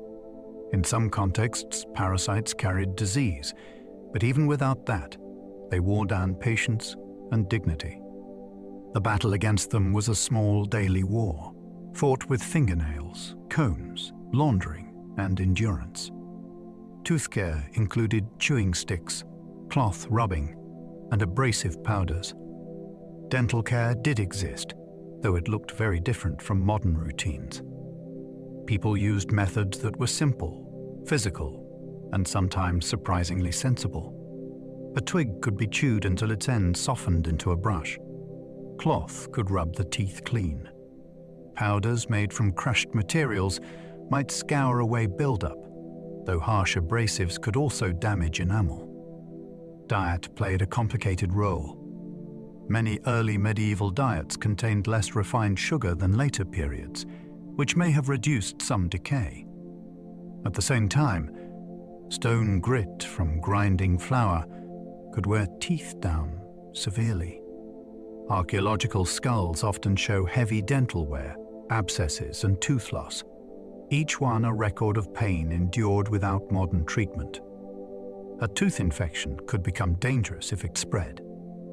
Care therefore mattered, even when options were limited.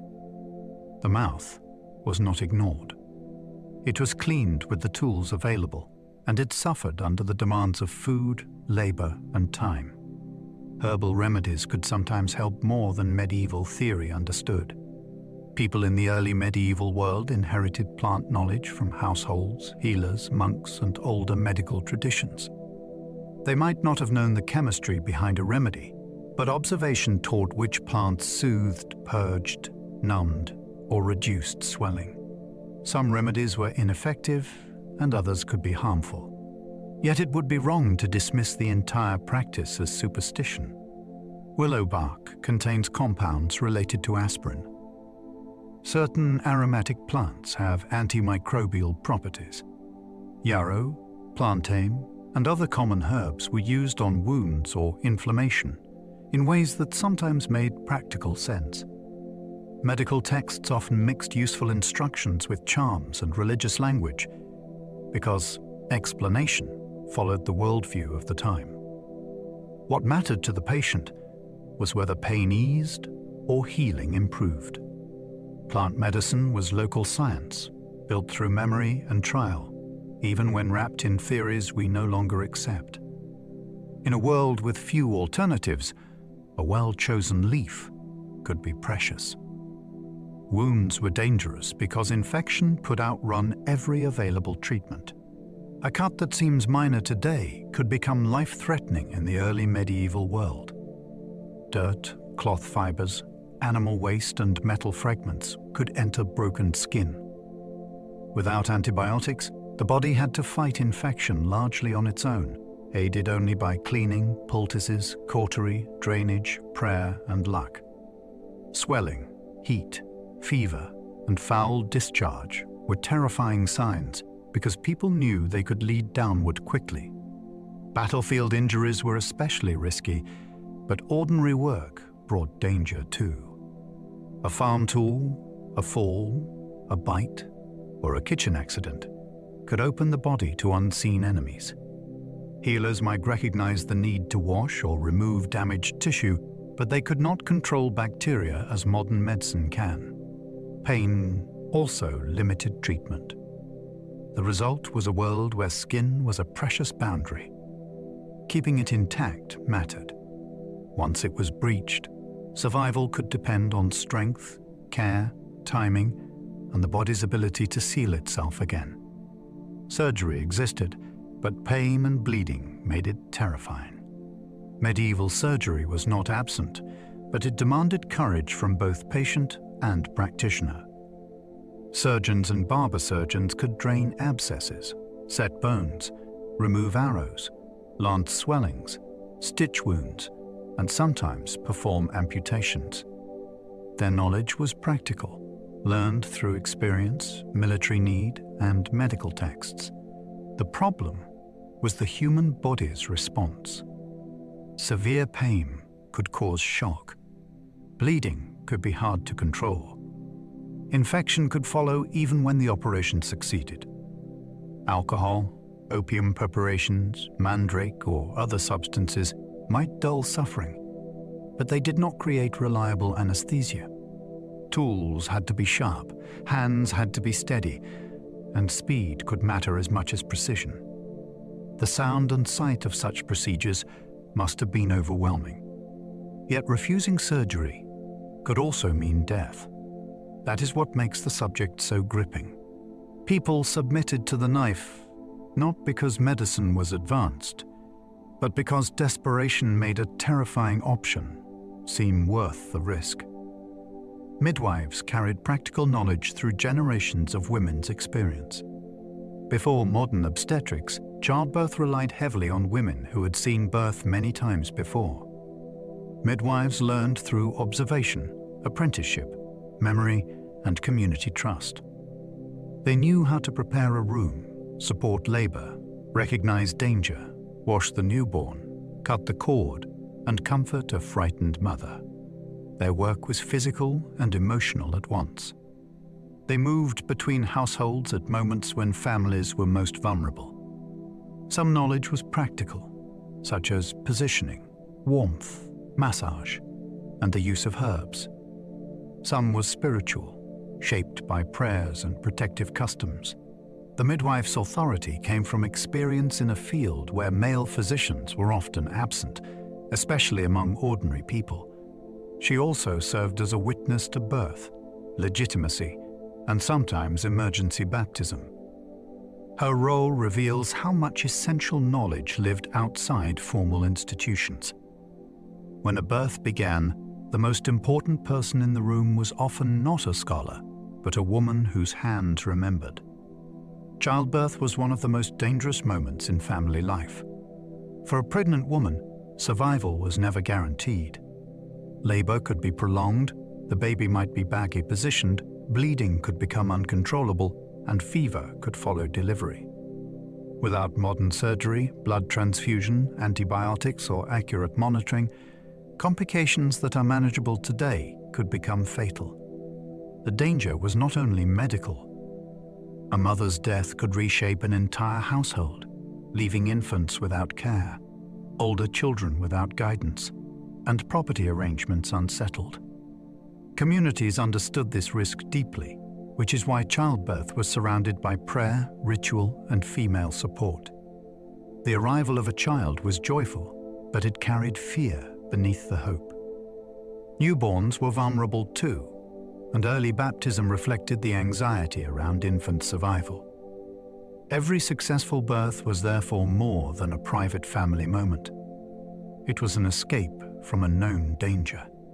The continuation of a family line passed through a threshold where life and death stood very close together. Cemeteries show hard labor written directly into medieval bones. The dead carry evidence that written records often ignore.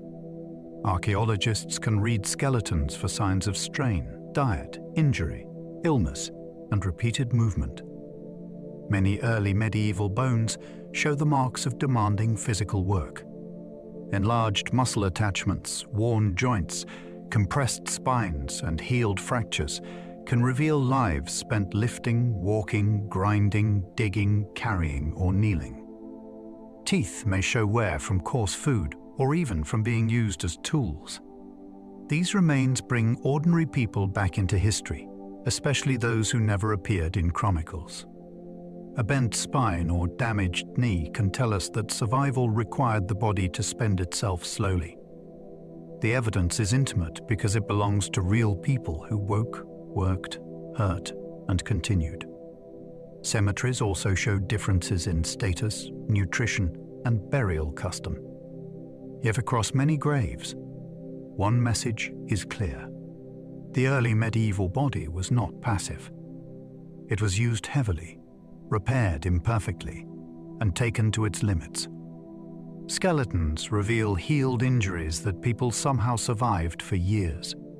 A healed fracture is one of the most moving discoveries in archaeology. It shows not just violence or accident, but endurance.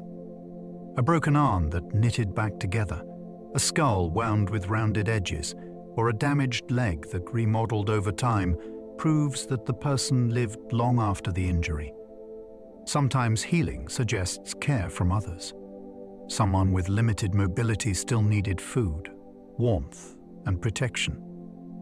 Survival could therefore leave evidence of community as well as toughness. Not every healed bone returned to its original shape. Some people lived with limps, chronic pain, or reduced strength. Yet they adapted, and their bodies recorded that adaptation in new growth and worn joints. These remains challenge the idea that the past was only brief and brutal. It was also filled with recovery. People were injured, treated as best as possible, and brought back into daily life. A healed wound is history's quiet proof of resilience. Famine could weaken bodies long before disease finished its work. Hunger rarely acted alone. When food ran short, the body began to spend its reserves. Strength faded, resistance dropped, and ordinary infections became harder to survive. Children stopped growing properly. Pregnant women faced greater danger. Workers had less energy to produce the very food needed for recovery. Famine also forced choices that damaged the future. Seed grain might be eaten. Breeding animals might be slaughtered. Tools or land might be sold for immediate relief. The crisis therefore stretched beyond the season of hunger. A bad year could echo through the next one. Malnutrition left traces in bones and teeth, showing periods when growth was interrupted by stress. Disease found opportunity in weakened bodies and crowded communities. This is why famine was so feared. It was not simply an empty storehouse. It was a slow collapse of options. By the time illness arrived, hunger had already opened the door. The plague of Justinian shattered populations across the Mediterranean world. In the 6th century, a devastating pandemic struck the Byzantine Empire and many connected regions. It appeared during the reign of Emperor Justinian, whose ambitions had already stretched armies, finances, and administration across a vast imperial project. The disease moved through trade routes and ports, terrifying communities that could not understand its cause. Contemporary accounts describe fever, swellings, delirium, and sudden death. Modern research connects the outbreak to the bacterium responsible for bubonic plague. Its impact is still debated, but there is no doubt that it brought severe mortality and social disruption. Fields, armies, tax systems, and cities all depended on people, and people were exactly what the disease removed. The pandemic also reminds us how connected the early medieval world remained. Ships that carried grain and goods could also carry infected rats and fleas. Disaster traveled along the same routes as commerce. A microscopic force could weaken an empire more effectively than any enemy. Climate shifts changed harvests, migrations, warfare, and political power. The early medieval world was deeply sensitive to changes in weather patterns. A few cooler summers could reduce yields. Too much rain could damage crops. Drought could shrink pasture and intensify competition. People did not need to understand climate systems scientifically to feel their effects. They experienced them as hunger, movement, conflict, and altered fortunes. Tree rings, ice cores, and sediments now help researchers detect environmental stress that written sources only partly describe. Climate pressure could push groups toward new lands, weaken tax systems, or make rulers seem unlucky in the eyes of their followers. It could also change disease patterns and trade conditions. The fascinating lesson is that politics did not happen above nature. it happened inside it. A king's authority, a village's survival, or an army's campaign might depend on rainfall no one could command. Weather was not background. It was one of history's hidden forces. Forests gave fuel, food, medicine, shelter, and hidden danger. To early medieval people, woodland was not empty wilderness. It was a working landscape filled with resources and risks. Trees provided timber for buildings, branches for fuel, bark for tanning, and leaves for animal bedding. People gathered nuts, berries, mushrooms, herbs, honey, and wild plants. Their knowledge was needed because not everything was safe. Pigs could be driven into woods to feed on autumn mast, turning forest abundance into meat. Hunters found game there, while outlaws, fugitives, and bandits might also seek cover among the trees. Boundaries were often contested because woodland rights mattered. Who could cut, graze, gather, or hunt could become a serious question of power. The forest also shaped imagination. It was a place of saints, spirits, tests, and exile in many stories. For survival, it was indispensable. For travel, it could be frightening. The same trees that warmed a home could hide a threat beyond the path. Pigs survived by foraging through woodland for acorns and roots. Pigs were especially useful because they could turn forest food into human food. In autumn, they were driven into woods to feed on acorns, beech mast, roots, and fallen material. This practice reduced the need for stored fodder and made use of resources people could not digest directly. A pig could grow fat on the edge of cultivated land, then provide meat, fat, bristles, hide, and bone. Pork could be salted or smoked for later use, making the animal valuable beyond the day of slaughter. Herding pigs required knowledge of woodland roots, ownership rights, and seasonal timing. It could also cause conflict if animals damaged crops or crossed boundaries. The importance of pigs appears in laws and estate records because they represented wealth that moved on four legs. Their success came from appetite and adaptability. In a landscape where every resource mattered, the pig was a living converter of hidden abundance. Cattle measured wealth because they offered milk, labor, and status. A cow, or ox, was not simply an animal in the field. It was a store of value, a source of nourishment, and a working partner. Cows provided milk, which could be turned into butter and cheese, extending its usefulness beyond the day it was drawn. Oxen pulled plows and carts, making them essential where heavy work exceeded human strength. Herd size could signal prosperity, and cattle might be exchanged in payments, dowries, fines, or tribute.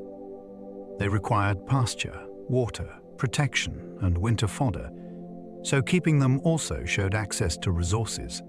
Disease, theft, or a harsh season could destroy wealth quickly. This made cattle both valuable and vulnerable.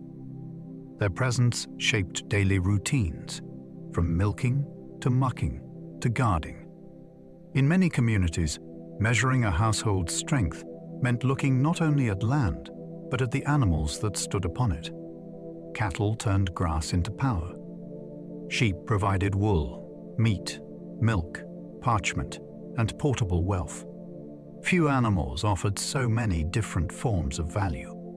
A flock could supply fiber for clothing, food for the table, milk for dairy products, and skins that might become parchment. Sheep could graze land that was less suitable for crops, which made them useful in varied landscapes. They were also easier to move than cattle, allowing wealth to travel with its owner in times of danger or seasonal change. Managing them required constant attention. Lambing, shearing, guarding, milking, and moving flocks all followed rhythms that shaped the rural year. Wolves, illness, theft, and bad weather could bring heavy losses. Yet a healthy flock could sustain a household in several ways at once. Wool especially connected rural labor to wider economies because cloth was always in demand. Sheep turned rough pasture into textiles, calories, and trade goods. Their quiet grazing helped build the material world people wore, wrote upon, and lived beside.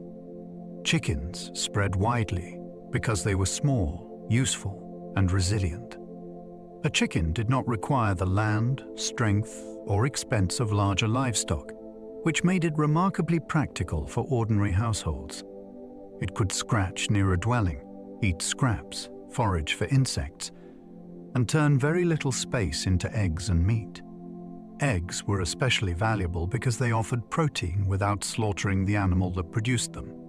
A flock could grow quickly, and even a poor family might keep a few birds where a cow or ox was impossible.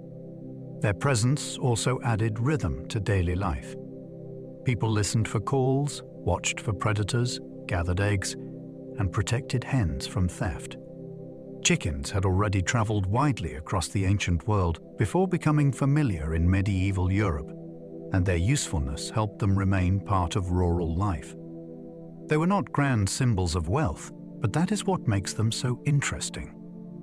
Survival often depended on humble creatures that quietly converted scraps into nourishment.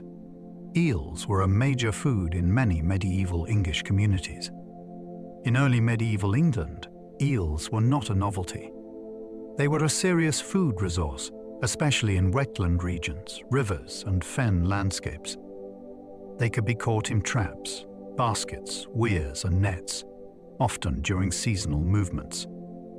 Their long bodies made them easy to smoke, dry, or preserve, and they offered valuable fat and protein. Eels were important enough to appear in rents and payments, which means they were not just eaten casually. They could be part of economic obligation. Some estates received thousands of them as dues. This tells us something vivid about the landscape. Marshes and waterways that might look difficult or dangerous were also productive food systems. People knew where fish moved, when waters rose, and how to place traps with skill. The eel connected diet to local ecology in a very direct way. It also reminds us that medieval food was not only bread and meat. Rivers had their own harvest. Fish days changed diets because religious rules shaped the calendar. Christian practice influenced what people ate with surprising force. On certain days and during important seasons of fasting, meat from land animals was restricted or avoided. Fish became the acceptable alternative for many communities. This did not only affect monks or nobles. It shaped markets, fishing rights, preservation methods, and the demand for ponds, rivers, and coastal catches. A religious rule could change what appeared on the table miles from the sea. Wealthier households might buy salted herring, stockfish, or fresh river fish. Poorer families relied more on what local waters provided. The calendar, therefore, entered the stomach. Faith did not remain inside church walls. It organized appetite, trade, and labor. Fish ponds could be built near monasteries and estates because reliable supply mattered. This is fascinating because it shows how belief could remake the practical world. A holy season might be felt not only in prayer, but in the taste of supper. The heavy plough helped transform the farming power of Europe. Some lands could not be farmed well with light scratch ploughs. Heavy, damp soils needed stronger equipment that could cut, lift, and turn earth more effectively. The heavy plough answered that challenge. With an iron cutting edge, a coulter, and a moldboard, it opened tougher ground and made parts of northern Europe far more productive. It often required teams of oxen, which meant cooperation between households could be necessary. That is one of the most important details. Technology did not work alone. It changed social organization because people had to share animals, labor, and timing. Fields could be laid out in long strips that suited the movement of a large plow team. Over time, Increased production helped support population growth, settlement expansion, and more stable local economies. A tool dragged through mud might not sound dramatic, yet it helped shift the balance of European history. It turned difficult soil into possibility. Crop rotation slowly improved survival in parts of northern Europe.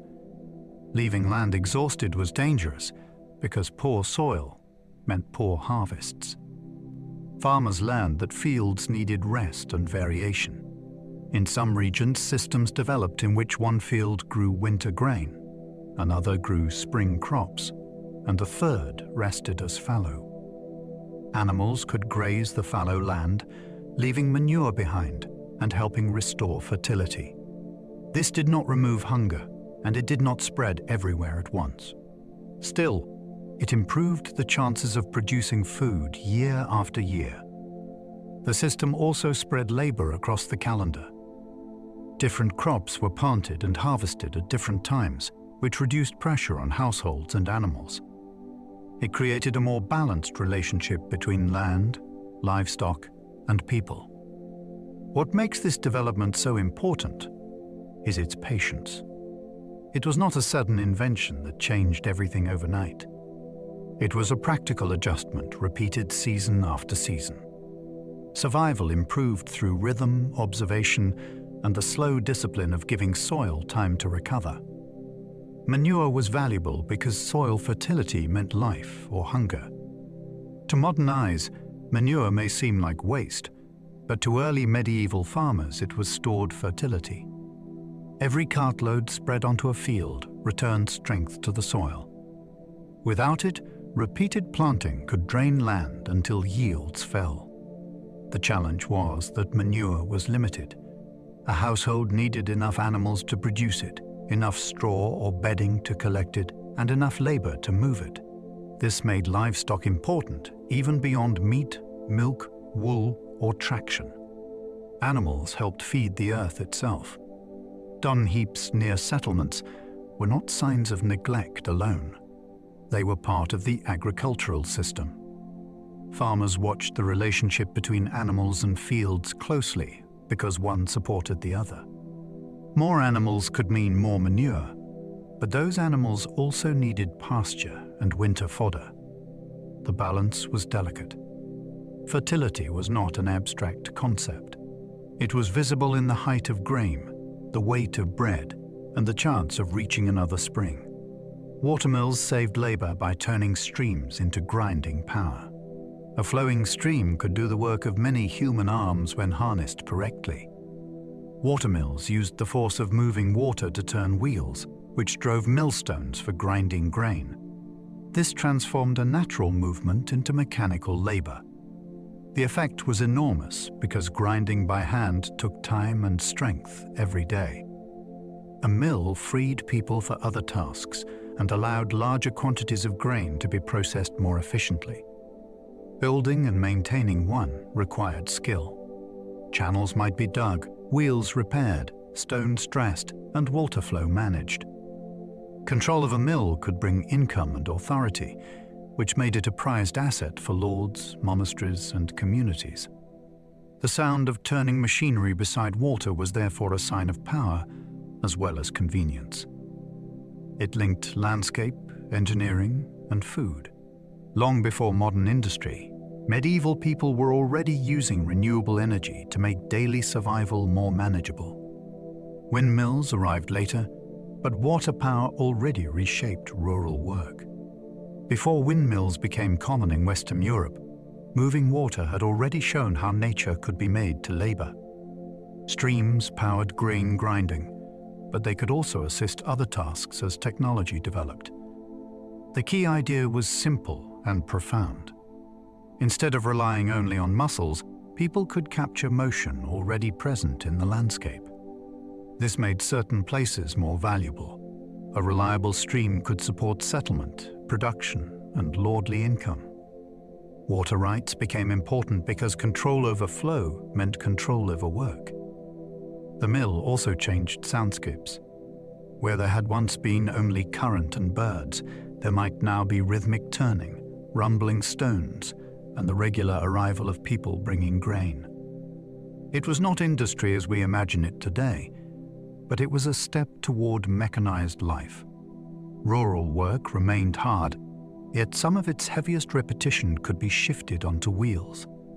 That was a quiet revolution in the countryside. Markets connected villages to salt, cloth, tools, and news. A market was more than a place to buy things. It was where the local world opened outward. Villagers might bring eggs, wool, grain, hides, or small craft goods and return with items they could not easily produce at home. Salt, metalwork, better cloth, pots, spices for the wealthy, and specialized tools could all move through market exchange. Just as important, information traveled there. A trader might bring word of war, prices, new laws, poor harvests, or opportunities elsewhere. People listened while they bargained. Markets also required rules. Measures had to be trusted. Disputes had to be handled. Tolls and fees might be collected by those with authority over the site. This made markets economic and political spaces at once. For someone whose daily life remained close to home, market day could feel unusually alive. It brought strangers, choices, rumors, and temptations. In a practical sense, it connected the village to the wider world. Coins mattered, but barter and obligation still shaped daily exchange. Money existed, and coinage could carry the image of rulers, the reach of trade, and the promise of recognized value. Yet daily life did not depend on coins alone. Many exchanges happened through labor duties, rents in kind, gifts, credit, favors, and direct swapping. A person might owe grain, workdays, animals, cloth, or service, rather than silver. This blended economy made sense where coins were scarce or unevenly distributed. Trust and memory mattered, because not every transaction ended immediately. An obligation could tie people together across seasons. A lord might demand labor at harvest. A tenant might pay with produce. A neighbor might lend a tool in return for future help. Coin made some exchanges easier, especially in markets and long-distance trade, but it did not erase older patterns. The economy was personal in ways modern buyers rarely experience. Value could be counted in metal, but it could also live in promises. Traveling merchants carried stories as well as goods. A merchant on the road brought more than merchandise. He carried information gathered from ports, fairs, courts, villages, and borderlands. As he unpacked cloth, metalwork, glass beads, spices, or other goods, he also unpacked news. People asked about prices, wars, rulers, roads, diseases, storms, and distant opportunities. A traveler's words could reshape expectations in places with few written updates. Merchants learned to judge risk because their livelihood depended on movement. They needed safe routes, useful contacts, pack animals or carts, and knowledge of local dues. Their bags might contain small luxuries that made distant worlds feel real. A bright object from far away could spark conversation for weeks. Yet merchants also faced suspicion. Strangers could be useful, but they might cheat, spy, or bring trouble. This tension made them fascinating figures. They were connectors in a fragmented landscape, turning movement into profit and information into a kind of portable wealth. A bridge could make one town powerful and another forgotten. Crossing water was often difficult, dangerous, or slow. A reliable bridge could transform movement across a region. Travelers, traders, animals, carts, and messengers all preferred a safe crossing to a risky ford or ferry. That traffic brought tolls, markets, inns, workshops, and attention. A settlement with a bridge could become the place where routes converged, while another nearby community without one might fade in importance. Control of a bridge, therefore, meant control of passage. It could be defended, taxed, repaired, and fought over. Bridges were expensive to build and maintain, especially when floods, ice, or heavy use damaged them. Religious institutions sometimes supported bridge building because helping travelers could be seen as a pious act. The structure itself might look ordinary, but its consequences were enormous. It changed where people walked, where goods flowed, and where power gathered. In medieval life, geography could be destiny, and a bridge could rewrite the map. Toll collectors turned roads and rivers into sources of income. Movement created money for those who controlled key places. A lord, town, monastery, or ruler might claim the right to charge travelers for passage across a bridge, through a gate, along a road, or down a river.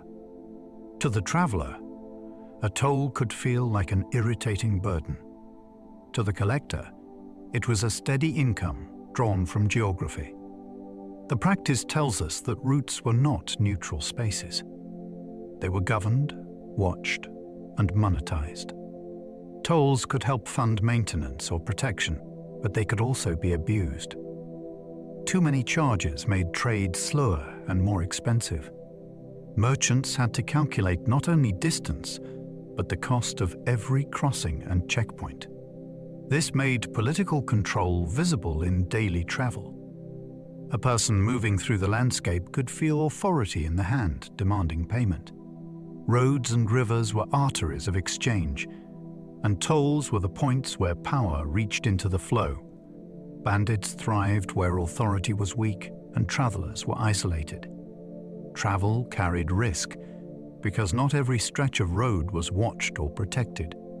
In areas where rulers had limited reach, armed men could prey on merchants, pilgrims, messengers, or anyone carrying goods. Isolation made the danger worse. A lone traveler in woodland, marshland, or broken country had few witnesses and little help. Banditry was not always separate from politics. Sometimes local strongmen, unpaid soldiers, or desperate people blurred the line between crime and warfare. A robbery could strip a merchant of profit, ruin a family's errand, or delay important news. Fear of attack shaped choices. People traveled in groups, waited for safer seasons, hired escorts, or chose longer routes with better protection. Stories of dangerous roads were not merely dramatic. They were practical warnings. Authority in the medieval world was often strongest near centers of power and weakest at the margins. Bandits survived in those margins, where the road narrowed and help felt far away. Hospitality mattered because inns were scarce beyond larger settlements. A traveler could not always expect a commercial inn at the end of the day. Outside busier routes and towns, shelter often depended on monasteries, private households, kin connections, or local generosity. Hospitality therefore carried moral and practical importance. To receive a stranger could be an act of charity, a social duty, or a cautious exchange. Food, a place by the fire, and space to sleep might be offered, but trust was always part of the bargain. The guest needed protection. The host needed to know that the guest was not a threat. Religious teaching encouraged care for travelers, and monastic guest houses became important stopping places. For messengers, pilgrims, and merchants, knowing where hospitality could be found was as important as knowing the road itself. In a world without reliable accommodation, welcome was infrastructure. A closed door could leave a person exposed to cold, hunger, and danger before morning. Travelers followed landmarks more often than accurate maps. Maps existed, but many journeys depended on memory, directions, and visible features in the landscape. A traveler might be told to follow a ridge, cross near a certain tree, pass a shrine, avoid a marsh, or keep a river on one side. These instructions worked because people read place through experience. The world was navigated as a sequence of known signs rather than an overhead diagram. Landmarks could be natural, such as hills and streams, or human-made, such as crosses, boundary stones, mills, churches, and bridges. This made local advice invaluable. A stranger might know the destination, but not the safe way to reach it. Weather could also alter the meaning of a route. A ford that worked in summer might be deadly after rain. Medieval travel was therefore conversational. Roads lived in the memory of those who used them. To move through unfamiliar country, you needed not only feet, but guidance. Star knowledge helped sailors before compasses became common in Europe. At sea, familiar landmarks disappeared, and the sky became a guide. Sailors watched the position of stars, the height of the sun, the behavior of birds, the color of water, and the feel of wind and swell. In northern waters, the pole star offered a steady reference for direction when clouds did not hide it. This knowledge was practical rather than abstract. It came from repeated voyages and careful attention to patterns. Before the widespread use of magnetic compasses in Europe, such skills could mean the difference between making landfall and vanishing into uncertainty. Navigation also involved memory of coastlines, currents, tides, and seasonal weather. A shipmaster carried a mental map built from experience and inherited instruction. The ocean was dangerous, but it was not unreadable. To those trained to notice, it held signs. Sailing was an art of observation, where survival depended on understanding both heaven overhead and water beneath the hull. Early medieval ships relied on skill more than written navigation. A voyage depended on human judgment at every stage. Crews needed to read weather, trim sails, row when necessary, beach safely, repair damage, and recognize coastlines from shifting angles. Written charts were not the main guide for most sailors. Experience was. Knowledge passed through practice, speech, and repetition. A young sailor learned by watching older hands respond to wind, current, and danger. Ship construction also demanded deep expertise. Builders shaped timber, fastened planks, sealed seams, and balanced flexibility against strength. A vessel had to survive waves without becoming too heavy to move well. The crew then had to manage cargo and people in a confined space where mistakes could be fatal. This makes early medieval seafaring especially impressive. It was not primitive wandering. It was skilled movement through a difficult environment. The ship was technology, but the navigator's memory and the crew's coordination were what made the technology live. Horses were valuable, but oxen often did the hardest work. The horse has glamour in history, especially in stories of warriors, messengers, and noble travel. Yet for heavy agricultural labor, oxen were often the more practical choice. They were strong, steady, and able to pull plows and carts through difficult ground. They could work for long hours and survive on rougher feed than high-quality horses required. Their pace was slow, but farming rewarded endurance more than speed. Oxen also provided value at the end of their working lives through meat, hide, horn, and bone. This made them a deeply sensible investment for many rural communities. Horses still mattered, especially for riding, fast communication, and warfare, but the quiet strength of oxen shaped fields year after year. They turned soil, hauled timber, moved loads, and supported the food system beneath the visible drama of kings and battles. If we want to understand survival, we have to look at the animals that pulled patiently. Castles began as practical strongholds before becoming stone symbols of power. The earliest castles were not the romantic towers of later imagination. Many began as urgent answers to insecurity. A raised earthwork, a wooden palisade, A ditch and a defended enclosure could allow a small force to control surrounding land. These sites protected soldiers, stores, families, and local authority. Over time, wealthier rulers replaced timber with stone, turning practical defense into permanent display.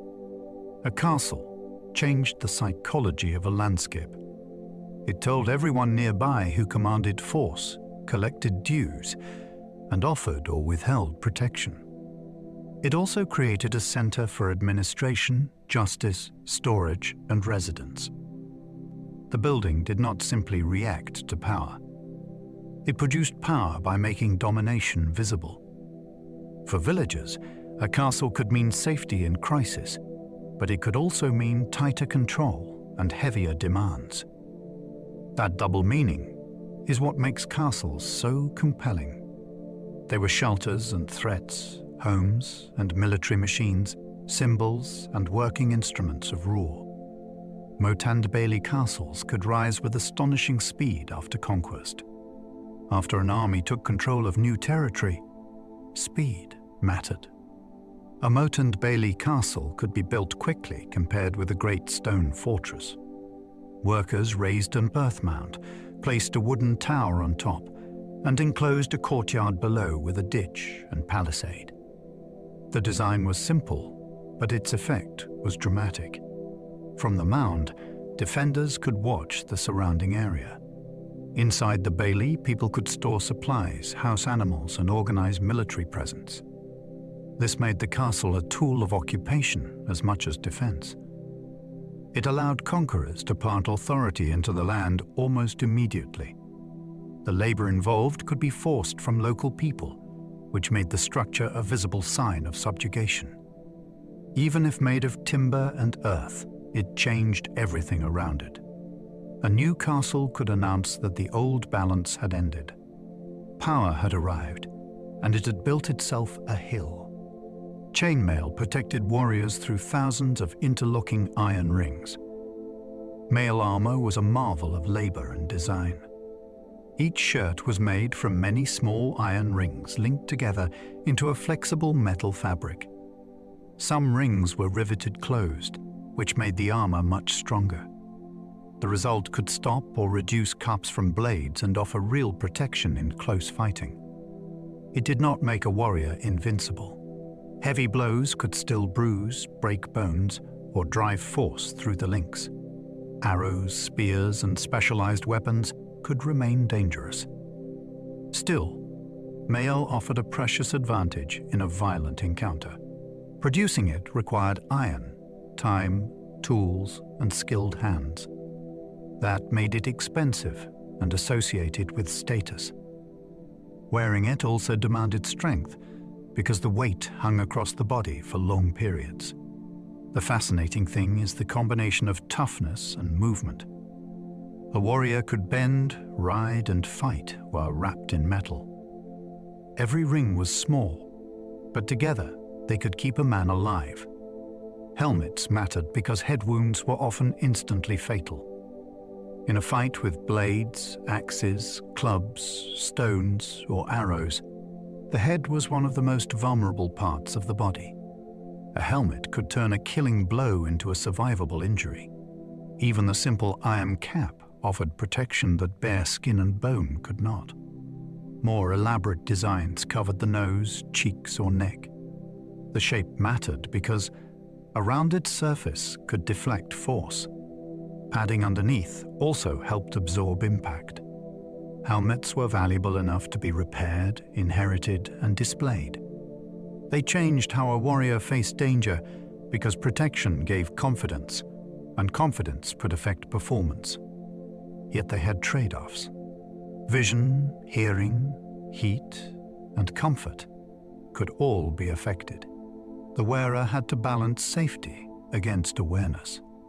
Archaeological finds and artistic depictions show a range of styles across regions and centuries. Whatever the exact form, the purpose was brutally simple. Protect the mind inside the skull, and the body might keep fighting. Shields carried identity while absorbing blows meant for the body. A shield was both protection and declaration. In combat, it caught arrows, turned blades, blocked spears, and created space between the fighter and death. Its wooden boards could split under heavy impact, and its boss protected the hand at the center. The shield was active, not passive. A trained fighter moved it constantly, angling, pushing, covering, and striking. Its painted surface might show color, pattern, or allegiance, making the warrior visible as part of a group. In a shield wall, individual protection became collective survival. Each person's defense helped protect the next. That demanded nerve, because breaking formation could expose everyone nearby. Shields also wore out. Edges splintered, coverings tore, and repairs were needed. This makes them deeply human objects. They stood between a person and violence, carrying scars from blows that did not land on flesh. A shield could tell a story of fear, discipline, loyalty, and impact. Bows let ordinary fighters threaten wealthier armored opponents. A bow could place lethal force in the hands of someone who did not own a warhorse or expensive armor. That made it socially and militarily important. Archery required training, strength, and practice, but the equipment could be more accessible than elite cavalry gear. From a distance, an archer could harass, disrupt, wound, or frighten better-equipped enemies. The psychological effect mattered too. A warrior who felt safe behind status and armor could still be vulnerable to a shaft from an unseen or low-ranking opponent. Different regions used different bows and tactics, and not every missile pierced heavy protection. Even when arrows failed to kill, they could injure horses, disorder formations, and force enemies to close under pressure. Archers changed the rhythm of battle because danger could arrive before hand-to-hand combat began. Their power reminds us that medieval warfare was not only about noble champions. Skill from humbler ranks could reach across the field. Siege warfare tested patience, hunger, engineering, and morale. Many medieval conflicts were decided not by open battle, but by the slow pressure placed on fortified sites.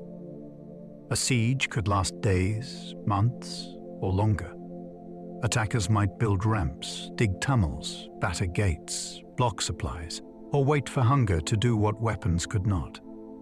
Defenders had to ration food, repair walls, manage fear, and watch for betrayal inside their own gates. Disease could spread in crowded conditions. Water supply became critical. Siege engines brought engineering into war, but morale was just as important. A garrison might surrender if hope collapsed, even before walls failed. Negotiation was often part of the process because both sides understood the cost of time. The drama of siege warfare lies in its slow cruelty. It turned survival into mathematics. How much grain remained? How loyal were the defenders? How long could the attackers stay? The battlefield was not always a field. Sometimes it was a waiting game around walls. Fortified monasteries proved that even holy places needed defenses. Religious communities were supposed to be devoted to prayer, but they also lived in a world where wealth attracted danger. Monasteries could hold land, livestock, manuscripts, metalwork, relics, and stored food. That made them targets.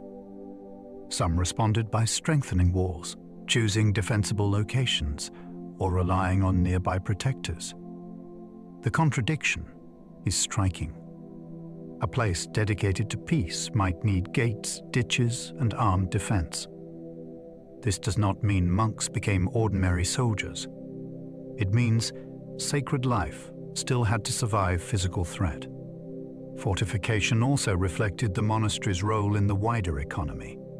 It was often a landlord, employer, archive, school, and storehouse. Protecting it meant protecting many people and resources tied to it. The image of a quiet cloister is incomplete without this harder reality. Prayer rose inside buildings that still had to stand against raiders, rivals, and disorder. Holiness did not make a community invisible. Sometimes it made it more worth attacking. Some communities survived by fleeing into marshes, forests, or mountains. Not every act of survival was a battle. Sometimes the wisest choice was disappearance. Difficult landscapes offered refuge when armies, raiders, tax collectors, or feuding enemies threatened settled communities. Marshes could swallow paths and confuse outsiders. Forests could hide movement and provide food. Mountains could slow pursuit and give defenders natural advantage.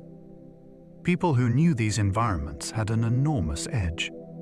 They understood safe tracks, seasonal hazards, hidden water, and places where animals or families could be concealed.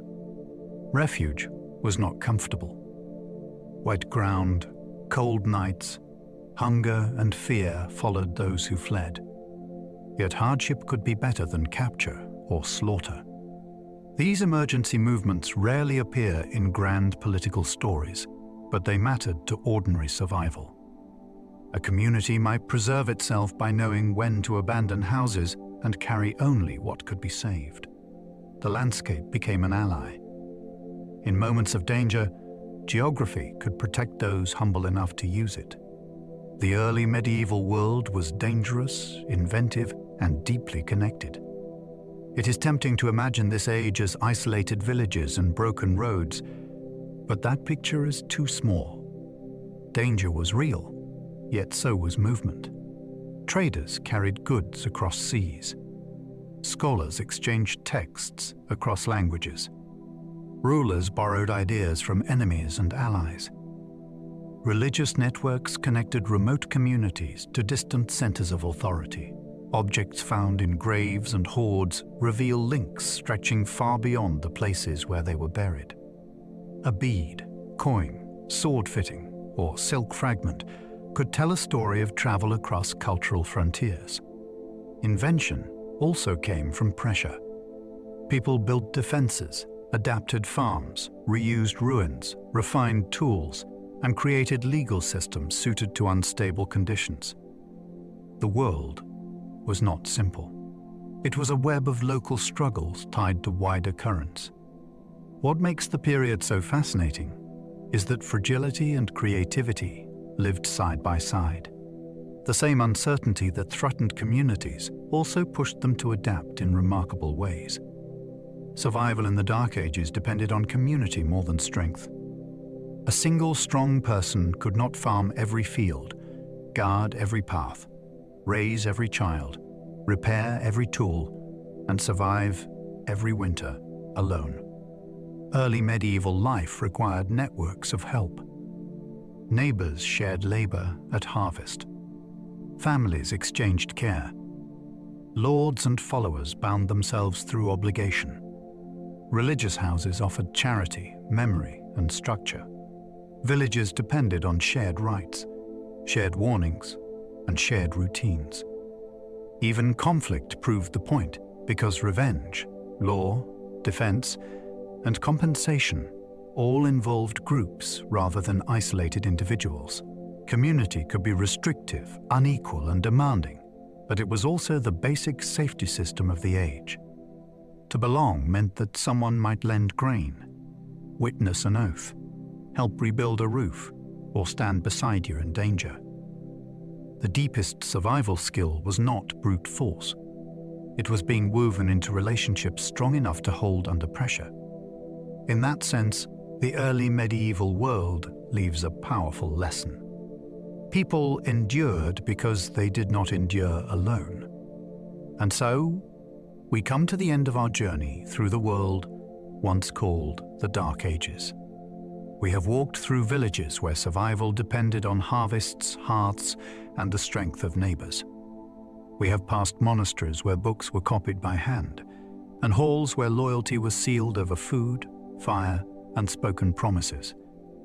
We have followed ships across cold water, watched strong walls hold back danger, and seen how ordinary people endured through skill, patience, and trust. This was not an empty age. It was a world of smoke rising from rooftops, fields waiting for rain, bells marking the day, and distant roads carrying news from places most people would never see. It was harsh, but it was never simple. Beneath the fear and hardship, there was invention. Beneath the uncertainty, there was community. If you enjoyed this gentle journey through history, you are always welcome to like, subscribe, or leave a thought below. It helps others find their way here too. And if you happen to still be awake, there should be another video waiting on the screen, ready to carry you into the next quiet corner of the past. But for now, there is nothing more you need to follow. Let the old roads fade from view. Let the candle-lit halls grow distant. Let the fields, rivers, and stone walls settle softly in your mind. Allow your shoulders to loosen. Let your breathing find its own slow rhythm. The day is behind you now, and the night can hold the rest. Sleep well, and good night.